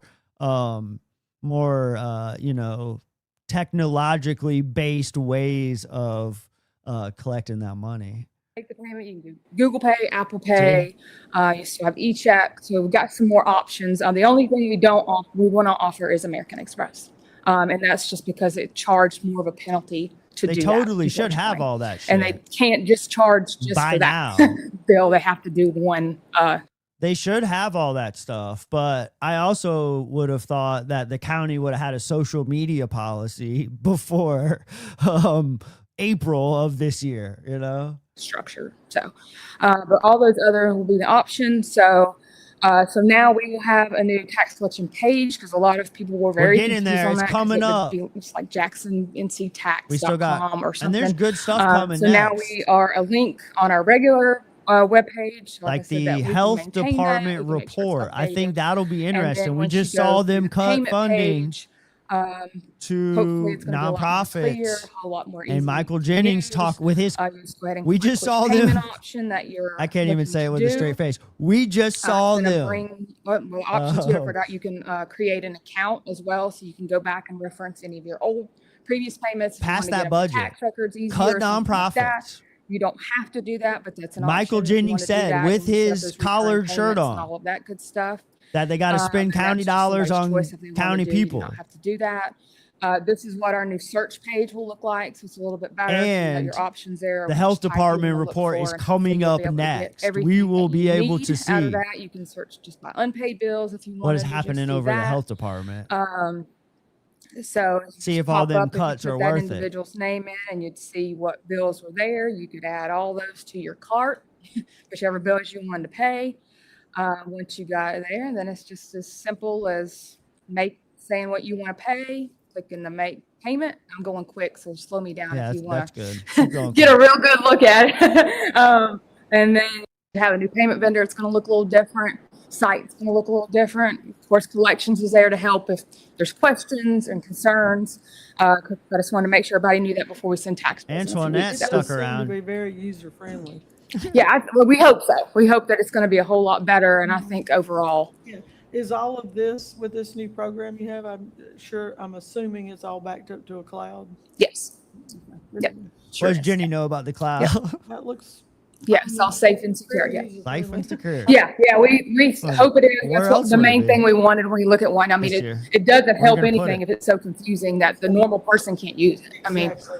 So hopefully they'll be able to go in and, like I Hey. said, you can create those accounts and like a mortgage company. Hey, If they there's all usually this they up in the spend a different cloud. way, Y'all but get if you ready for wanna the have a bunch of different 2027 Jackson accounts, County, so North you pay into Carolina real or data something leak like coming that, soon. you Guaranteed. can go in and they can Lock add it every in. single one of those mortgages Lock it they in. have and make one big lump sum Jackson payment County on all those accounts all 2027 one data time. leak. So they're not having to go in and say, okay, I'm going to look, for Ms. Hooper's, I'm going to look for Smith. You don't have to do all that. They can go in, add all No, I that into their understand. account, and then just pay all those bills at one time. It's So, crazy. and same DJR. thing you could do as an individual. If you had some in your name, and you TJR were also still gonna pay tuning on some in. that sorry, and your DJR still tuning in from you the could 5th row. add all those in and just get them all paid up at one time. I So, think it's a great, yeah. looks like a good program. Showing face Yeah, because he thank you. has to, So, just so he can is there any say that I questions went I to can all answer? of them. All right, perfect. All right, thank you so My much. boys I gotta say, I do gotta say. We have Veteran Services I- and Sheila. Veteran Services. I saw Health Department next. Yeah, he skipped the Health Department. Oh, I'm sorry. Anna's first. He's Health ready. Department. He's ready to get the fuck out of there too. Our Health Department report and Anna Oh. Lippard. He's ready to get out of there. Trying to keep Logan away. Miss getting to hear from me. Let's see. All right, I'm going to try the clicker.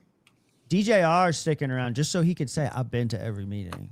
And I think that, Marsha's probably doing the So same good thing evening, too. And I don't know, Commissioners. just I'm sitting here there, tonight I don't to know. Provide our He's trying to learn what to do, department's but he's on annual his phone. report and talk about Drop the a comment, impact of public health here DJR. in Jackson County. Maybe he'll call in after.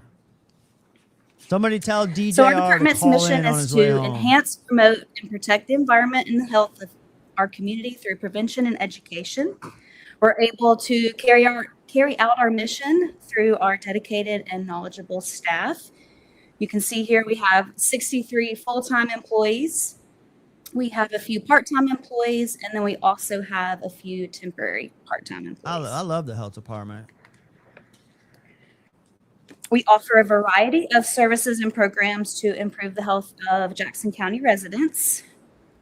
As I mentioned in years previous, we are mandated to provide certain services, but we do have some flexibility to tailor additional programs and services to meet the needs of our community. The health department is here to serve all 45,000-ish people who call Jackson County home. The data on this slide helps us understand the community that we serve, who we serve, the challenges that our residents face, and then why public health services are so important for improving health and quality of life here in Jackson County. So as you can see, our county is largely rural, no surprise to any of you. We're about 2/3 of residents are living in rural areas. Nearly 1 in 5 people live below the poverty level, and over 1/3 experience food insecurity. These challenges then are reflected in some of these health outcomes as well, where about 71% of adults are overweight or obese. A quarter report fair or poor mental health. And then you can see in 2023, we had 21 of our residents who lost their life to overdose. So substance use is still impacting our community. And overall, the life expectancy for Jackson County is 21, just over 21 overdoses in 2023. 76 years. So we want all, at the health department and public health, we want all of our community members to live healthier, longer lives. A lot of heart so all the disease. services that Lot we're of heart providing are disease. to help move that forward. So numbers are one way we can illustrate the impact of our work here in Jackson County and our community. This slide is just a few of the metrics that we track each year, and it highlights our direct impact on the community this past fiscal year. If there's any that you want me to highlight there, always for myself to see the numbers put like that, it's just really impactful. The fact that WIC purchases locally is almost $900,000. The fact that our environmental health response time to first contact is less than 1 day and just over 5 days to when a permit is issued is pretty impressive for a county of our size.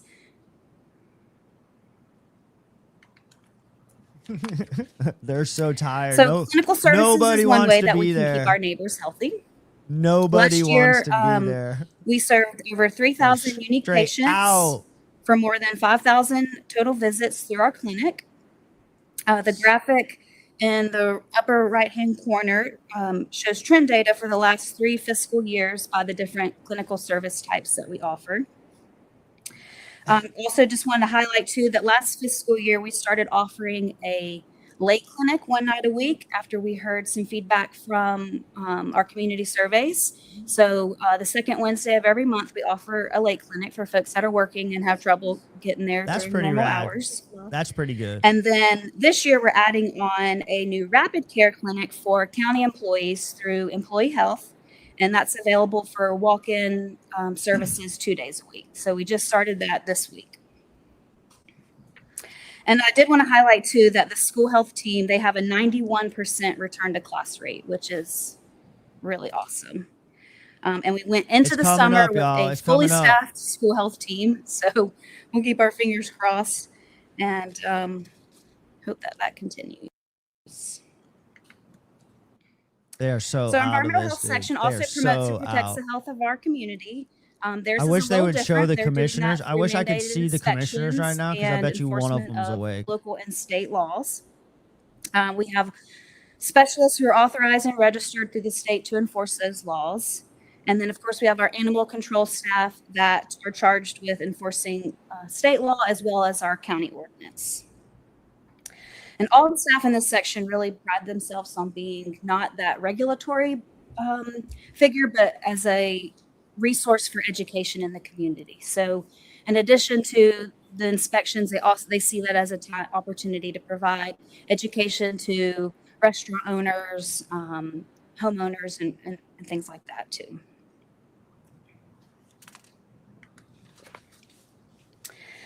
Public health also plays a critical role in protecting our community by tracking and investigating infectious diseases and responding to public health emergencies.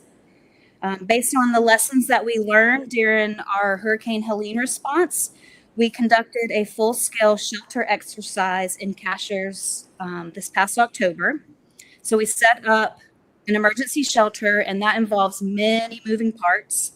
And it was really, really beneficial and valuable for everyone to come together and play that out. So we were able to, fine tune some different processes, learn different things that we might need to have on hand at the shelter. And so it was really good practice. And I think you can see there the different departments that participated.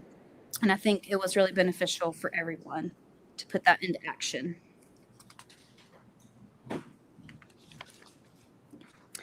In public health, our work is really rooted in partnerships and prevention to improve community health. So this slide just gives you, again, just a portion of the programs and activities that we offer to the community through our outreach.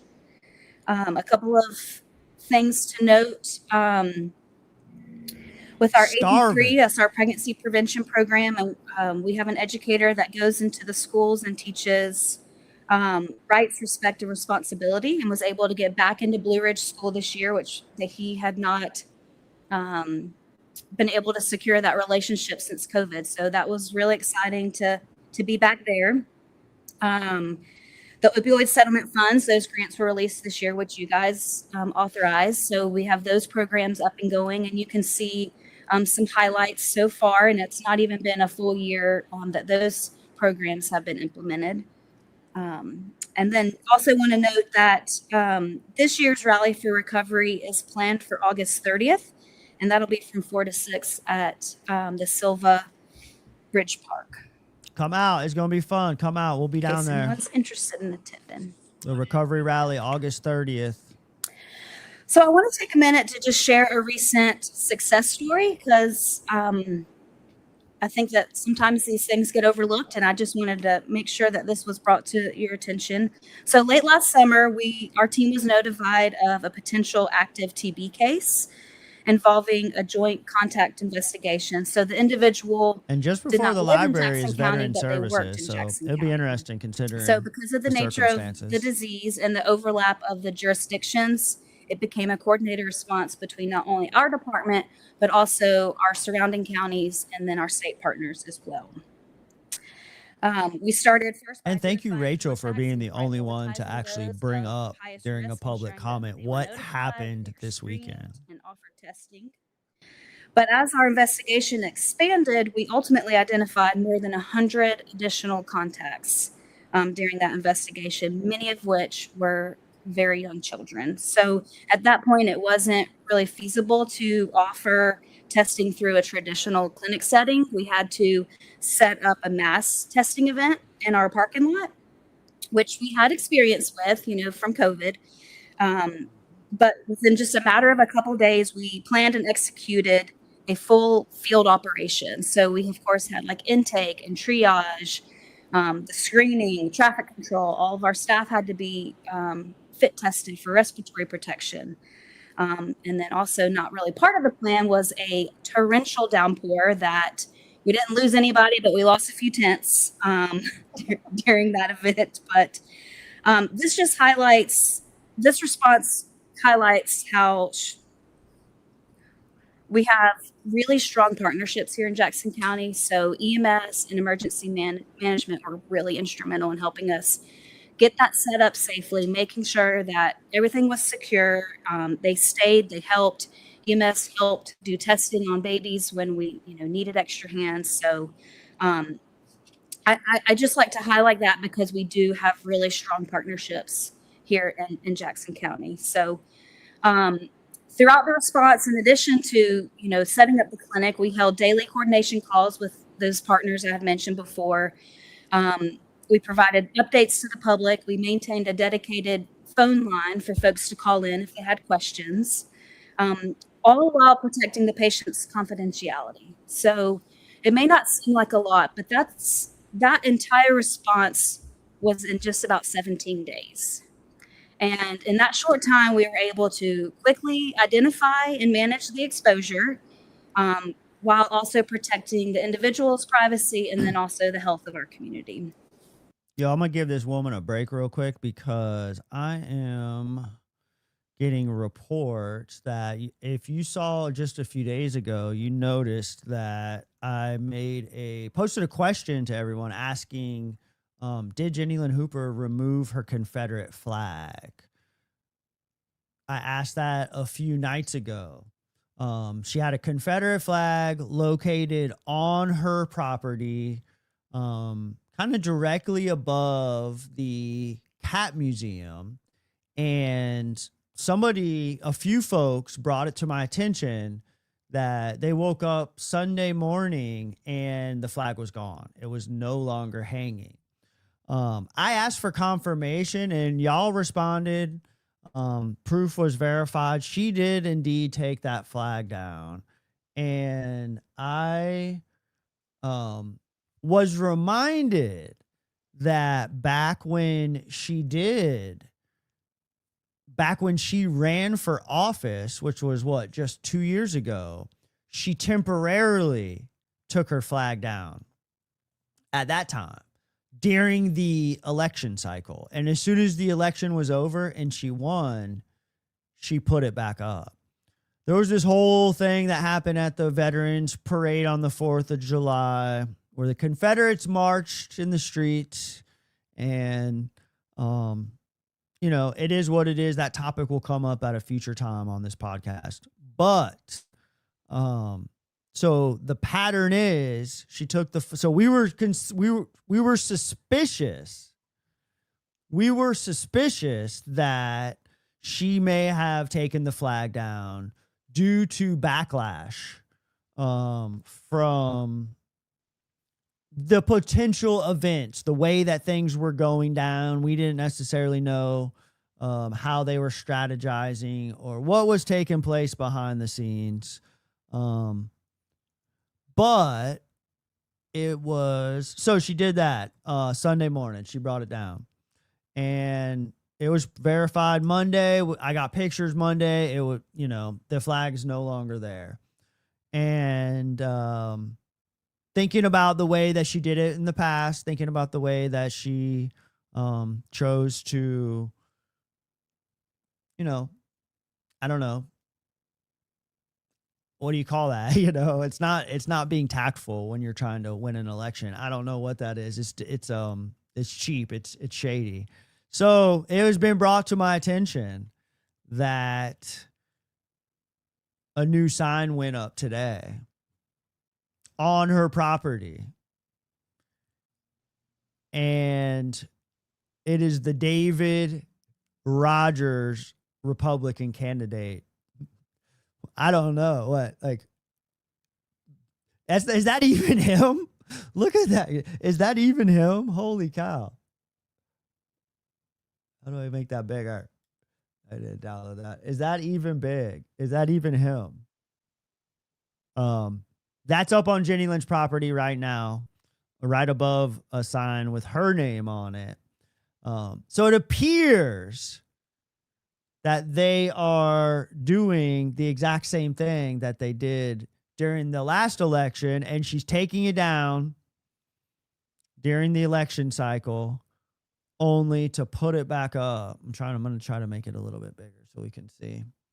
And trying to put it back up.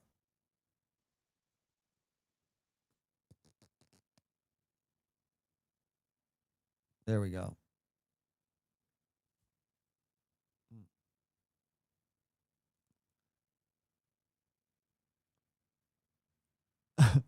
It's not zooming on the stream, but that's the sign. It's over at Jenny's spot. So we know exactly what's happening. Let's get back to the veterans here. There, she's just starting right now. So I'm the Jackson County Veterans Office. We are housed in the Department on Aging, the beautiful building out there. Our mission is to provide a variety of programs, benefits, services, and community honors for our veterans, and to also engage in different events and county partnerships to expand resources to them and their families. And if you will just pay attention to this photo, I want to come back to that in another slide. The library rooms is next. Veterans disability. Library rooms is next. Abilities that when they get a percentage, they're awarded. These are the different amounts that they receive each month for the 0 to 20%, 30 to 40, 50 to 60, 70 to 90, and 100%. These veterans are local. They live here. They spend their money in this county. The 100% veterans, they get a lot of different services through the state and the county. P&T is permanent and total. If they are awarded 100% for permanent and total, that means they are terminal. They can't work. They can't, they're not going to be here very long.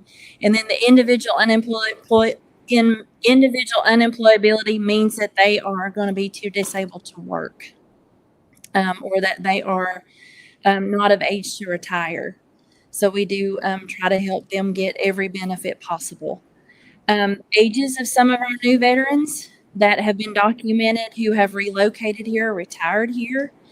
So 17 to 44, we have 170, 45 to 64, we have 223, 65 and older, we have 437. We have 751 male veterans that are brand new, and we have 79 females. So that's jumped way up since in the 16 years I've been doing this. We have 31 new appointments each month. And so we're a very small department, but we're a very busy department. And I'm thankful that Ben is now accredited, fully accredited. So he's filing claims, and I'm just ecstatic. The North Carolina Division of Military and Veterans Affairs compensation totals for service-connected compensation, non-service-connected pensions, education, HISA grants. And the HISA grant is any grant. It's a once-in-a-lifetime payout that veteran receives for housing improvements. It's $6,800 each payout. For long-term care, VA paid facilities, burial benefits, etc. My department alone last year brought in $16.5 million for Jackson County. So I'm pretty proud of that. But that should jump way up by next year because Ben is doing claims. So all of those on the right were new, that's in the 79? for them? They're brand new. Oh, wow. They're brand new. Like in the past year? The past year. Wow. Yep. That's the ones that have relocated, retired here. And it's, Sure I heard it right. yeah, yeah, yep. So veterans, county and state benefits. This is one of my favorite slides. They get property tax exclusions, disabled veterans license plates, lifetime hunting and fishing license if they're 50% or more service connected with a reduced fee. Veterans ID card if they're enrolled in VA health care. Or they are service connected at 100%. They actually get a retired military ID that proves they are a veteran. They get state parks who are service connected can receive a free annual pass to all North Carolina state parks. Highway tax exemption use tax on vehicles specially adapted by the VA for veterans who are service connected.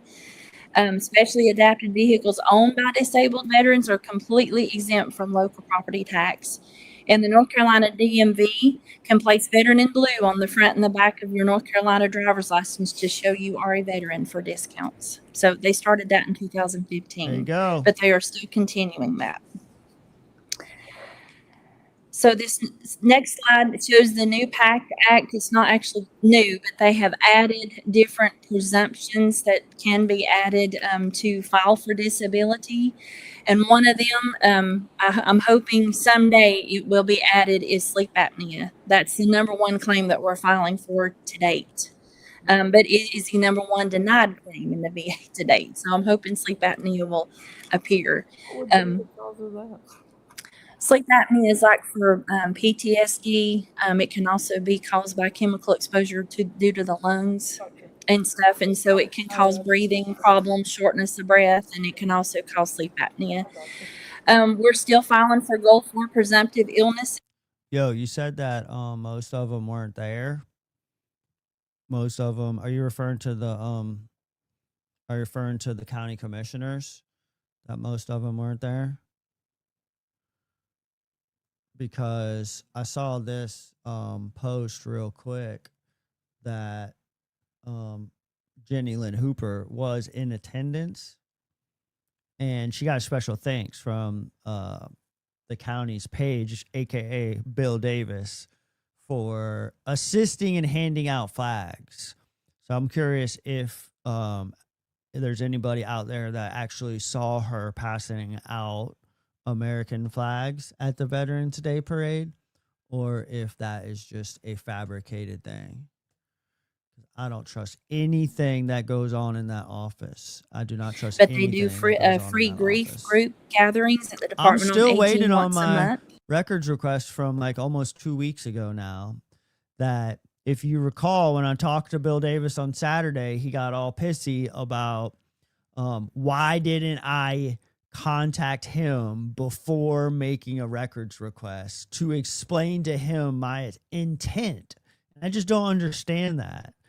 And so I sent in a request like 2 weeks ago that they're still just ghosting out on. And it's free in-home assessments. And then he had the nerve to say that to my face. One of my favorite things is this caption call hearing loss. Is I even have also if someone is doing a records request, should the information that you're requesting have to be provided by the person? Is that how that works? Or should there be some sort of like governing body? Like he is the one, like he kind of told me that on Saturday. He is the one that I'm missing some Jenny Solid Gold here, y'all. Some didn't get them. They don't cost anything. They actually come from DHHS. He is the one that has to go retrieve the emails if I ask for emails, and that just doesn't seem right. For them. So this one is one that I have put in the paper, claim sharks and predators. So the VA, the claim sharks and predators are unaccredited for-profit companies that charge illegal fees, and they take... Her computer says 8:18 and my computer says 8:21, and I'm not behind. How I listed it in the newspaper. Or they reach out to a veteran and they can promise them they'll get 100% in a month or so. They want about $8,000. She's halfway through her slideshow, and the library room's policy is next. them ever promise in the book that they're going to process these claims. They're going to. What that veteran does not know is it is usually a side attorney that has these these people that they pay, but they get 40% of this veteran's back pay once they're awarded right off the top. So that fee sheet will follow that veteran the rest of his days. As a veteran service officer, I don't understand that. no. Oh, wow. So as a veteran service officer and the VA, when they come to me and they've used one of these hubs, I can't represent them anymore. Because they have because a lot of these hubs and claims creditors will not relinquish their fee sheet or their representation. It follows them the rest of their days. So how can we get information out to these people to where they don't sign up for that kind of stuff? well, it's all over Facebook. It's all over the news. And I done about a half sheet article in the Silver Herald to promote that as well. And the Congress and Senate are trying to shut these hubs down because they are exploiting our veterans. So if you see any of these things on Facebook or a veteran comes to you and says, oh, well, Sheila's, she's great and all, but she's not, processing my claim fast enough, or she's, I've waited 6 months or whatever, I can't promise them anything. But if they go to this hub, they're going to be charged an astronomical amount of money. And then they get 45% of their back pay just shaved right off the top. But that is a legal binding fee sheet that is housed in our regional office here in Winston-Salem. And so each time they file a claim, they're going to get the back pay and then like if they say, for instance, I do take that veteran back and I do the work, that claim shark is still going to get 40% of that, 45% of that back pay. I mean, we're over 2 hours of being on the stream, and they buried this policy at the very end while we just learned basic stuff that could totally have been just really probably understood in the agenda. If she's doing a slideshow, like that slideshow is in that agenda. I looked at them earlier. Those slideshows are there. So you could just scroll through it and get some of that information, sis. By the VA. And so, and we did have is he filming back there? Or is he just looking at his phone? That was filing claims in Cherokee, and he got caught. Oh, good. So, yes, we did shut him down because of that. So, like I said, Jackson County Veterans Office is a small office, but we're a very busy office, and I wanted to go back and go over some of the things. You got something to say, you can drop it in those comments. It gets sent in to the county commissioners as a public comment.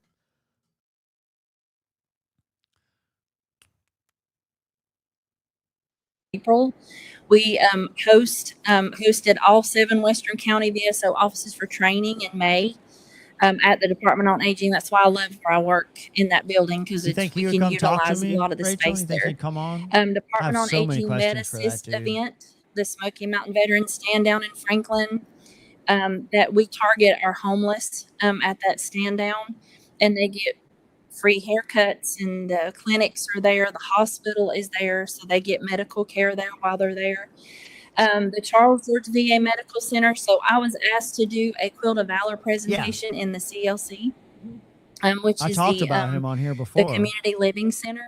I've talked about wanting to have him on here as a guest before. Because there was some of them that were getting ready to pass away. But I done 3 days of Quilt of Valor presentations at the Charles George.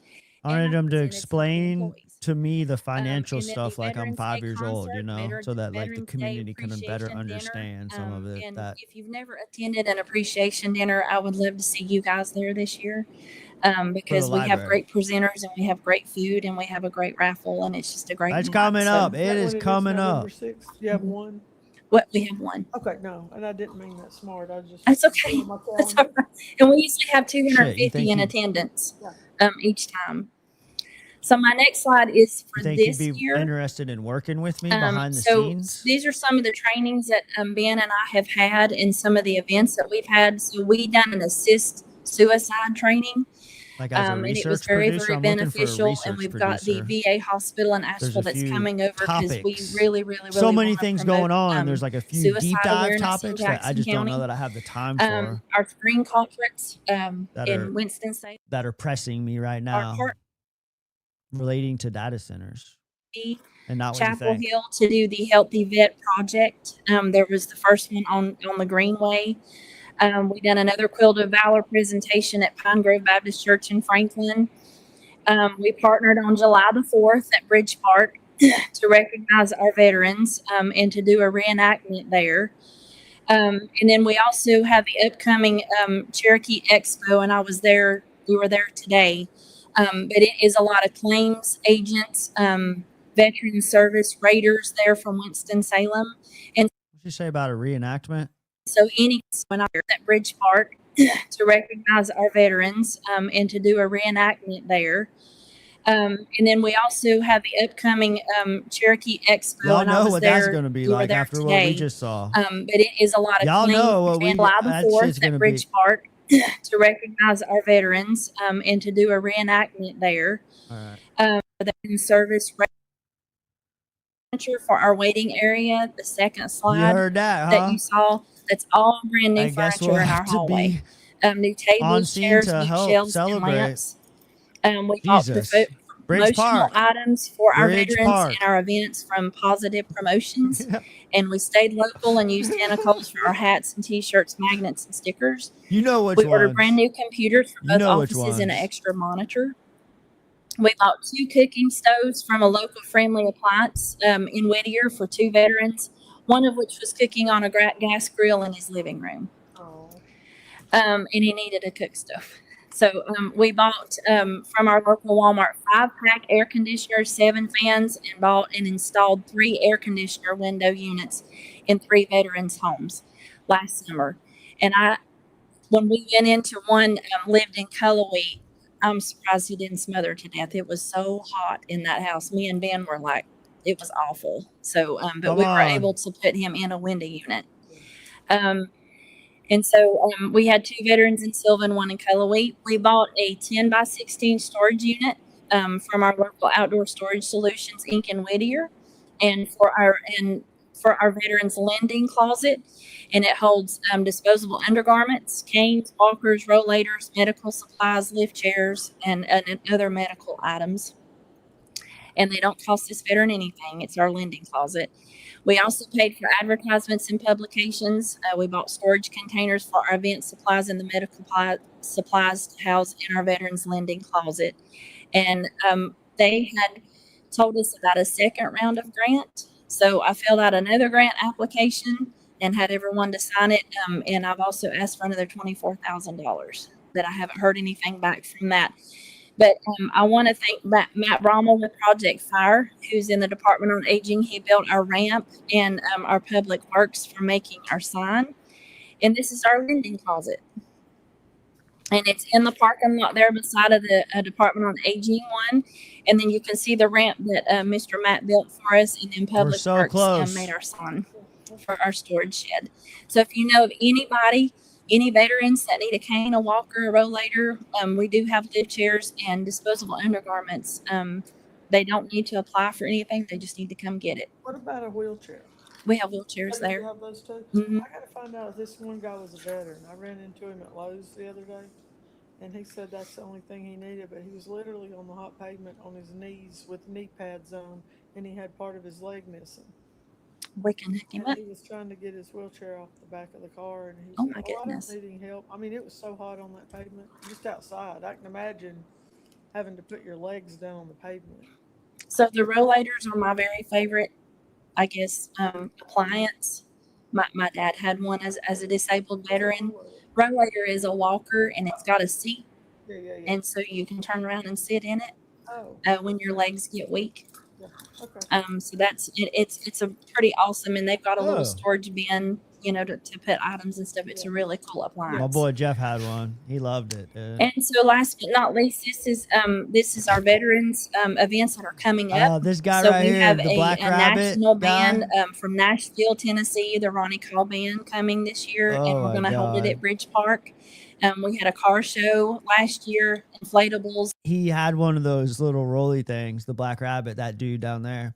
And one day I took him to a WCU baseball game, and they had really not handicap accessible at all. And so you have to like go up the visitors like side ramp. That's the only side that the ramp is on the visitor side, and it kind of like wraps around and then puts you like right in the almost the front row. And as soon as we came around the corner and got up there, the opposing team hit a home run. And we were like standing right in front of the opposing team's fans, and they're just going bonkers, ballistic. I think it was like a 3-run homer. I'm like, Jeff, go, get out of here. And so I'm trying to like roll him swiftly, and he just walks like right in front of the television camera, which is being broadcast on like ESPN .com or whatever, like a live stream thing. It's not on television. And I went home and clipped that thing of him walking in front of the camera, and he talked about it for like 3 weeks to every person that walked through the door. He's like, hey, did you see me on ESPN? He'd ask everybody that he saw, hey, did you see me on ESPN? Did you see me on ESPN? In Asheville, where they have He just to go rolled outside by the in VA that for little thing. It was services. so fun. And so I would like to get some feedback from you guys on how to bridge that gap.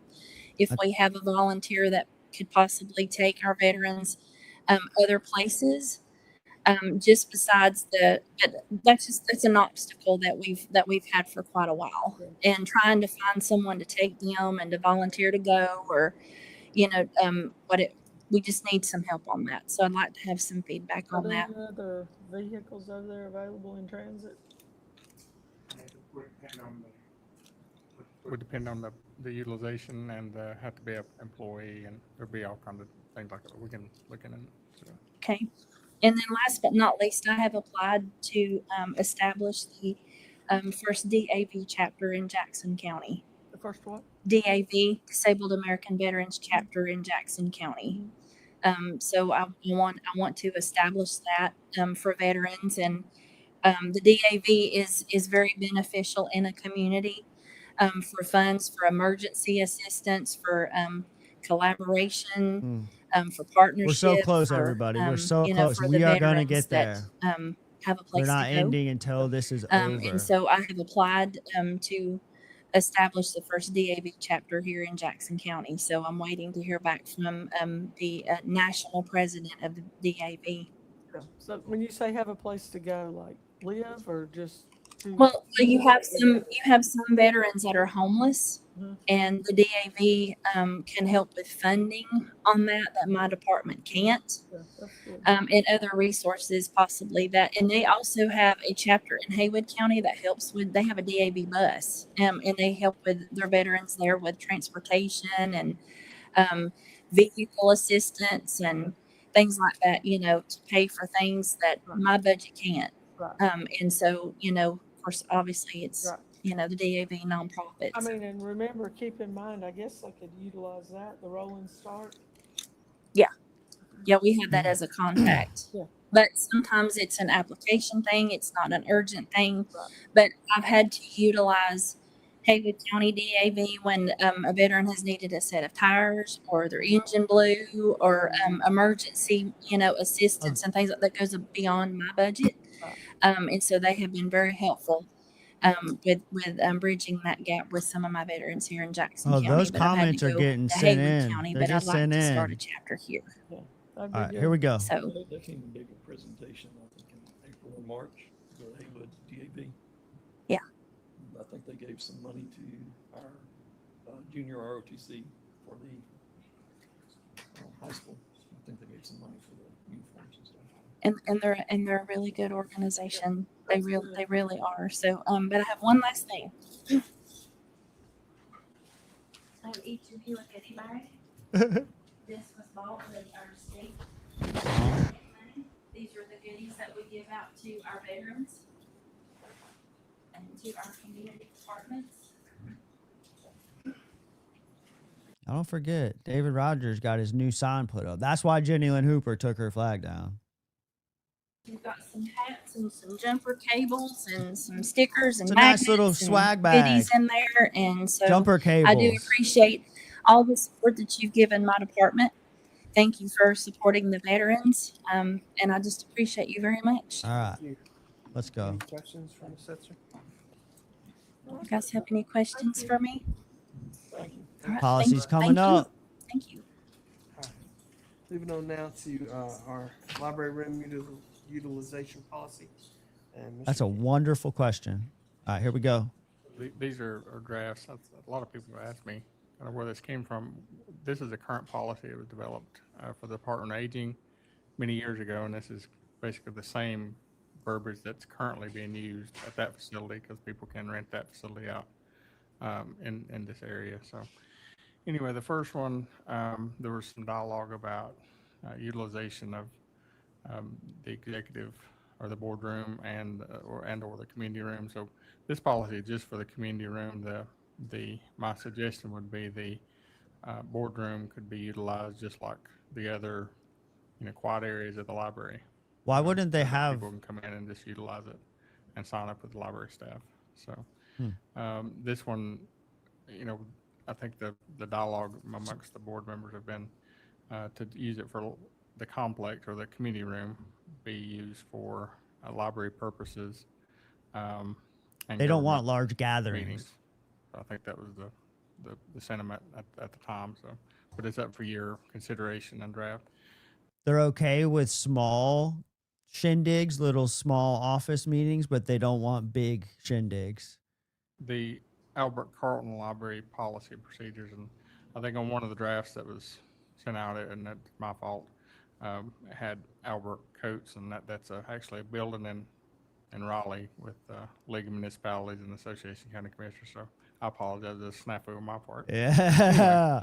Anyway, that is almost identical to the Department of Aging policy that the board approved back in 2014. Albert Coates, he So admitted that's to almost identical to that, the utilization, that being a mistake. all the insurance stuff and things like that. So anyway, both of them are for your consideration, and they are drafts, so you can tweak them however you want to. Let's go. Thank you.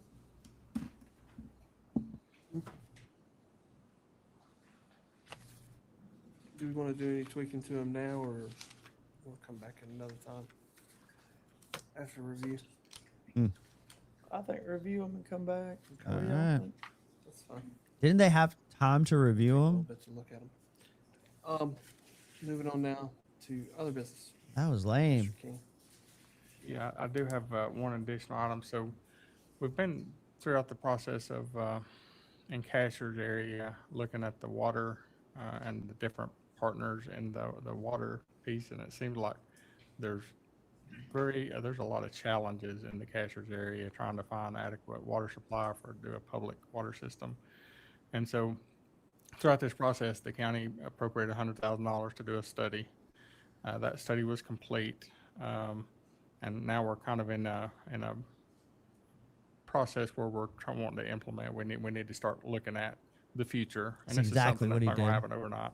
It is a 5-year plan, but our thought process with all the different partners in the area is for the county to create a water and sewer authority in the Cashiers community, and to work with state and federal agencies to try to regulate, through the process of and it's going to have to be partnerships, but basically get grant money to start utilizing what's currently on the ground, but also look at surface water. For folks putting jumping in water right plants, now, they'd already just moved past the library working with policy. OSSA Essentially, and King how just they distributed it to them. He told them they could click the link and then system review it, and they decided to expand just that. go home and review it.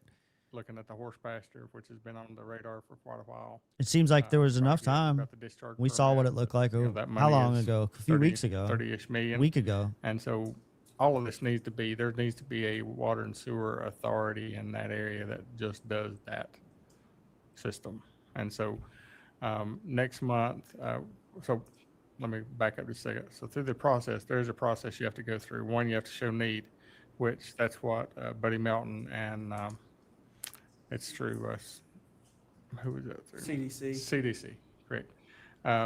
They through that process of the plan, he will have a PER, a preliminary engineering report. That I looked at basically the one on the substantiates link the this need morning. for It a didn't sewer look and water much different authority in than the Cashier's area. previous So I one, think we besides all him could fixing agree the Albert needs to happen. Coates thing. And so then we can, through a public process, you'll have a couple public hearings, and then you basically create it. And that's a created entity. It's a quasi-governmental entity, just like TWASA, but it's only for that community. So And then that way it enables that entity to go after grant funding. Also, it'll look at the laws, and I guess create that process. They can go out for loans. I just noticed that the spelling Anyway, was it'll be correct another entity on the So, one on the I link think this that morning. it's But I'm my pretty sure it was recommendation up there and on a time Friday. to make this happen, and I would bring that to you next month to try to start that process. Our At least grant for window- your discussion. Our grant window is September, is when the next round of grants go out. Correct. I think it's going to be a lot of partnerships. Already in the community. Carolina Water, High Hampton, all the different partners, the public-private partnerships, and by enabling a quasi-governmental entity to be created, I think you're going to have a lot of people coming to the table with the assets to maybe have a management organization over what's already there, plus look at the future. And the future is you need a water system that's bringing off the surface water and not in the wells. So It's better use of resources as well, because it brings wells together online, so that they're not all drawn at the same time to recharge systems. It's a win for everybody. So if y'all are all right with it, we'll still continue down that path, and I will bring the enabling legislation and the public policy and the public meetings that are required through the process. So that'll be in the next couple months. Good. The only way to get them to stop blowing smoke up the one other- taxpayers' one other asses item, is to get out and vote in November. existing UDO and how it around the crypto and bid, just so for everyone's awareness that it's on our radar, and that right now it pretty much eliminates the possibility of a data center. We've heard many people That's what complain about a data center coming in, and we already have a UDO in place that kind of prohibits that, but I think we need to expand upon that and expand the verbiage. that So UDO. at the planning meeting that's going to be happening, I think, next week. That is what I that's one of wanted the Homeboy topics for to discussion, research and it for does me. go back to the crypto mining. That was the definition we put in several years ago. Crypto mining is similar in definition form, and so their planning department's going to kind of look at that and make sure that it's going to cross over.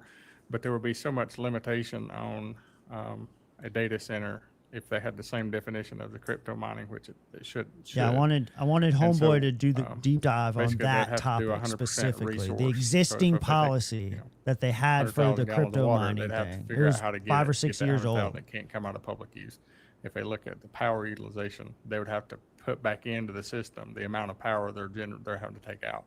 So it's pretty much a net zero. So I mean, any company that would have to come in and do that, it would be extremely expensive just to be able to do that. So not to say they can't be, but I think that I don't know. And Mike Poston was going to be here tonight, but I think next week they're going to study it, to look at it, to make sure that everything's kosher. But he's going to come back probably the next meeting in August, and then we can have another dialogue about that. If there is a need for a moratorium type of instrument to be put in place, I don't think there's nothing to prohibit you not from doing that. But I do think at this point there's so many roadblocks in place. That's what I've that we heard. don't need And so a that's what I knee-jerk wanted to reaction, do I a guess. deep dive on. There's sound ordinances that factor in, and screening. Yeah. And But I just wondered if it wouldn't, because I've had so many calls on it, if it might not be better. I That mean, we Chris can look Hamlet at it, cat. Like you said, next month. to That's the just put a topic I want Chris moratorium Hamlet to on it, look then at. We don't have to worry about it, period. I mean, I've had lots of calls, but I'd be in favor of that, and also defining or expanding or scoping the verbiage so that it includes data centers specifically. Yeah. yeah, From what I agree with John. Right. Yeah. I know I asked him, I guess it was back in May, about this, kind of looking at that. And at that time, he said that definition would cross over to data centers. So, meaning that crypto and data are similar in content. I would still like it to be Yeah, I would spelled too. out. I would too. Yeah. That way We can there's no skirting around it. We get Mr. You're the only one that knows about skirting around stuff, Jenny. Matches. I think it'd make the public feel better. Look at about Mark's it, face. Spelled out more. Mark ain't I buying agree. it. I heard. I'm just saying. Look at him. Look at Mark's face. He's like, why are we doing this? No further business. this He evening? knows. Is there a motion to adjourn? Mark Letson So knows. moved. He's the one that Second. told me all that. Aye. The information I heard. That's a wrap. Holy cow. Not too exciting. Not a lot going on there for sure. So yeah, it was a wild week, wild weekend. We'll be back. I'm gonna be recording. Bill, here's the next couple of days. I'm not really gonna go on for very long right now because it is 8:47. It is past my bedtime. And I have a scratch in my throat because I've been on here for, I guess, too long. I'm going to reach out to Bill Davis, right? He invited me. He said it like 4 or 5 times, right? I'm going to reach out to Bill Davis, set up a meeting in his office to talk about some things. I have a proposal for him. I'm going to offer him an avenue to try to approach this and see how he responds. He looked directly into my camera on Saturday and said that he is willing to do anything to best communicate as a public information officer with residents of Jackson County. He looked right in the camera and said that. So I'm going to offer him a way to do that.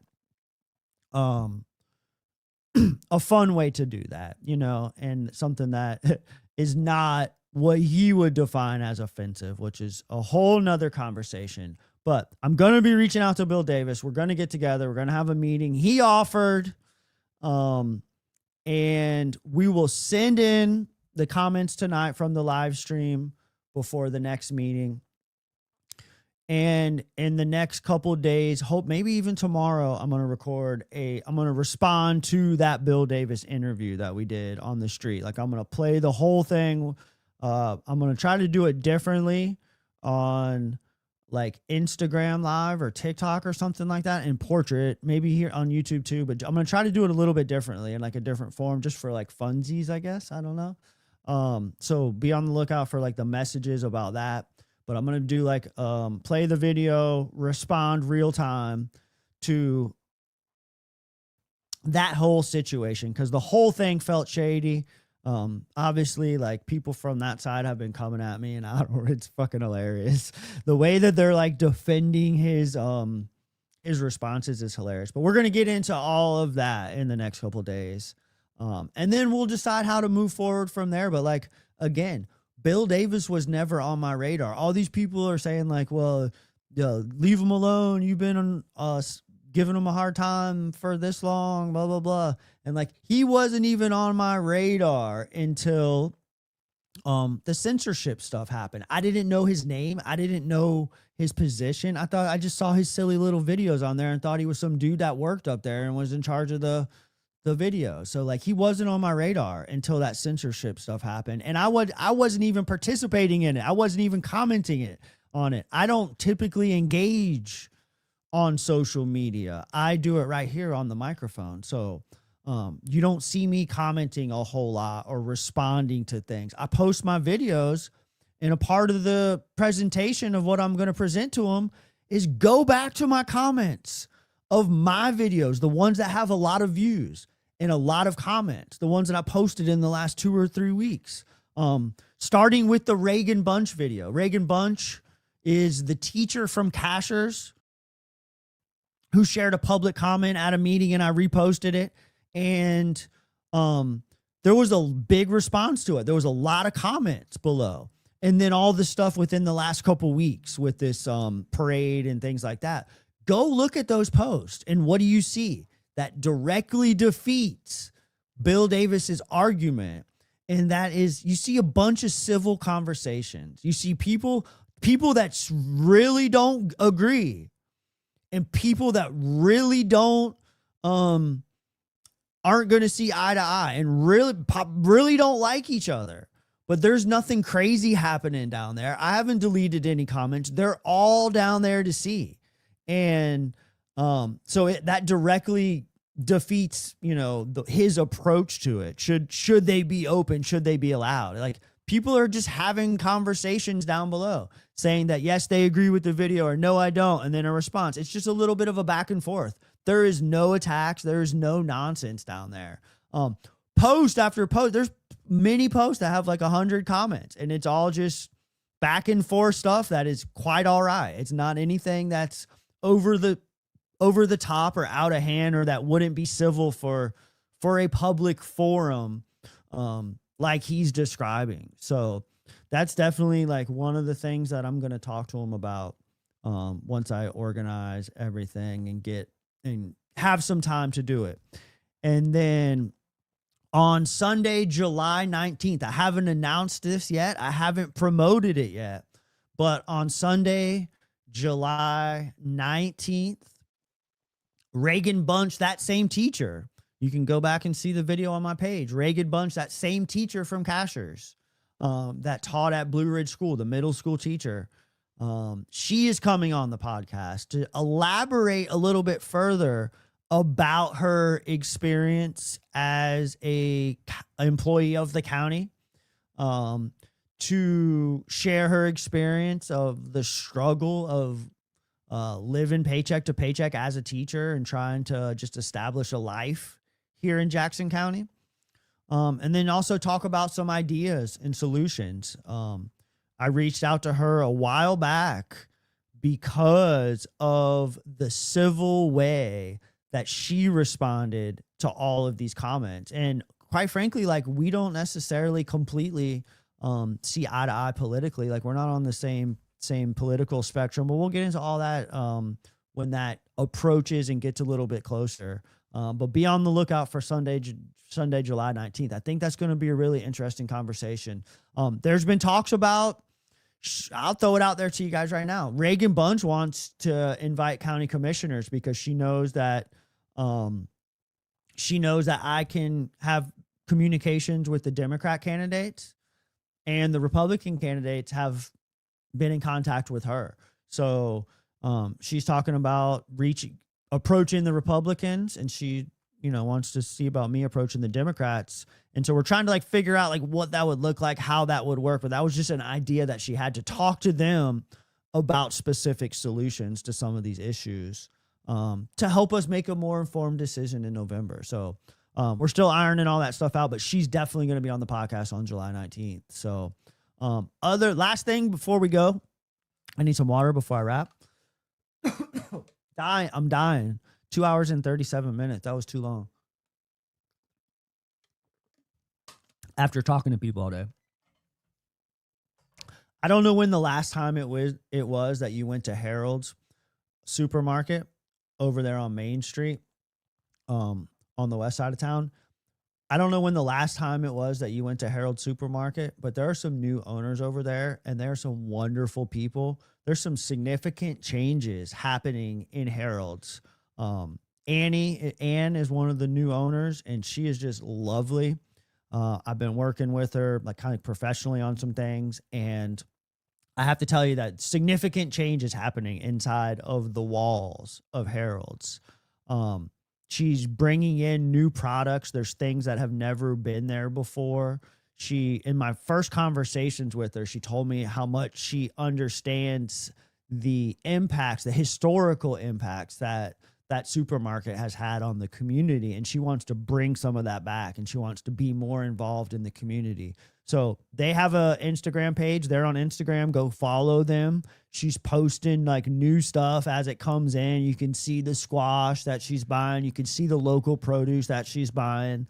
But most importantly, like, stop in and see her, at least like meet her, say hi. She's so friendly and kind, and change is happening over there. So well worth a visit if it's been a while since you've been to Harold's supermarket. Changes are happening. They got like a little ice cream freezer up by the front. I picked up a pack of strawberry cream puffs out of this little ice cream freezer. Fantastic. Like, some stuff I've never seen over there before. So pop in there and get you some strawberry cream puffs. Everything we do is on Black Rabbit Collective. Check that out. And we will be back. We'll be back probably next weekend for another just regular episode. Thanks for hanging with us. That was a lot of fun. Live stream comments going to the commissioners. Appreciate y'all. Peace out.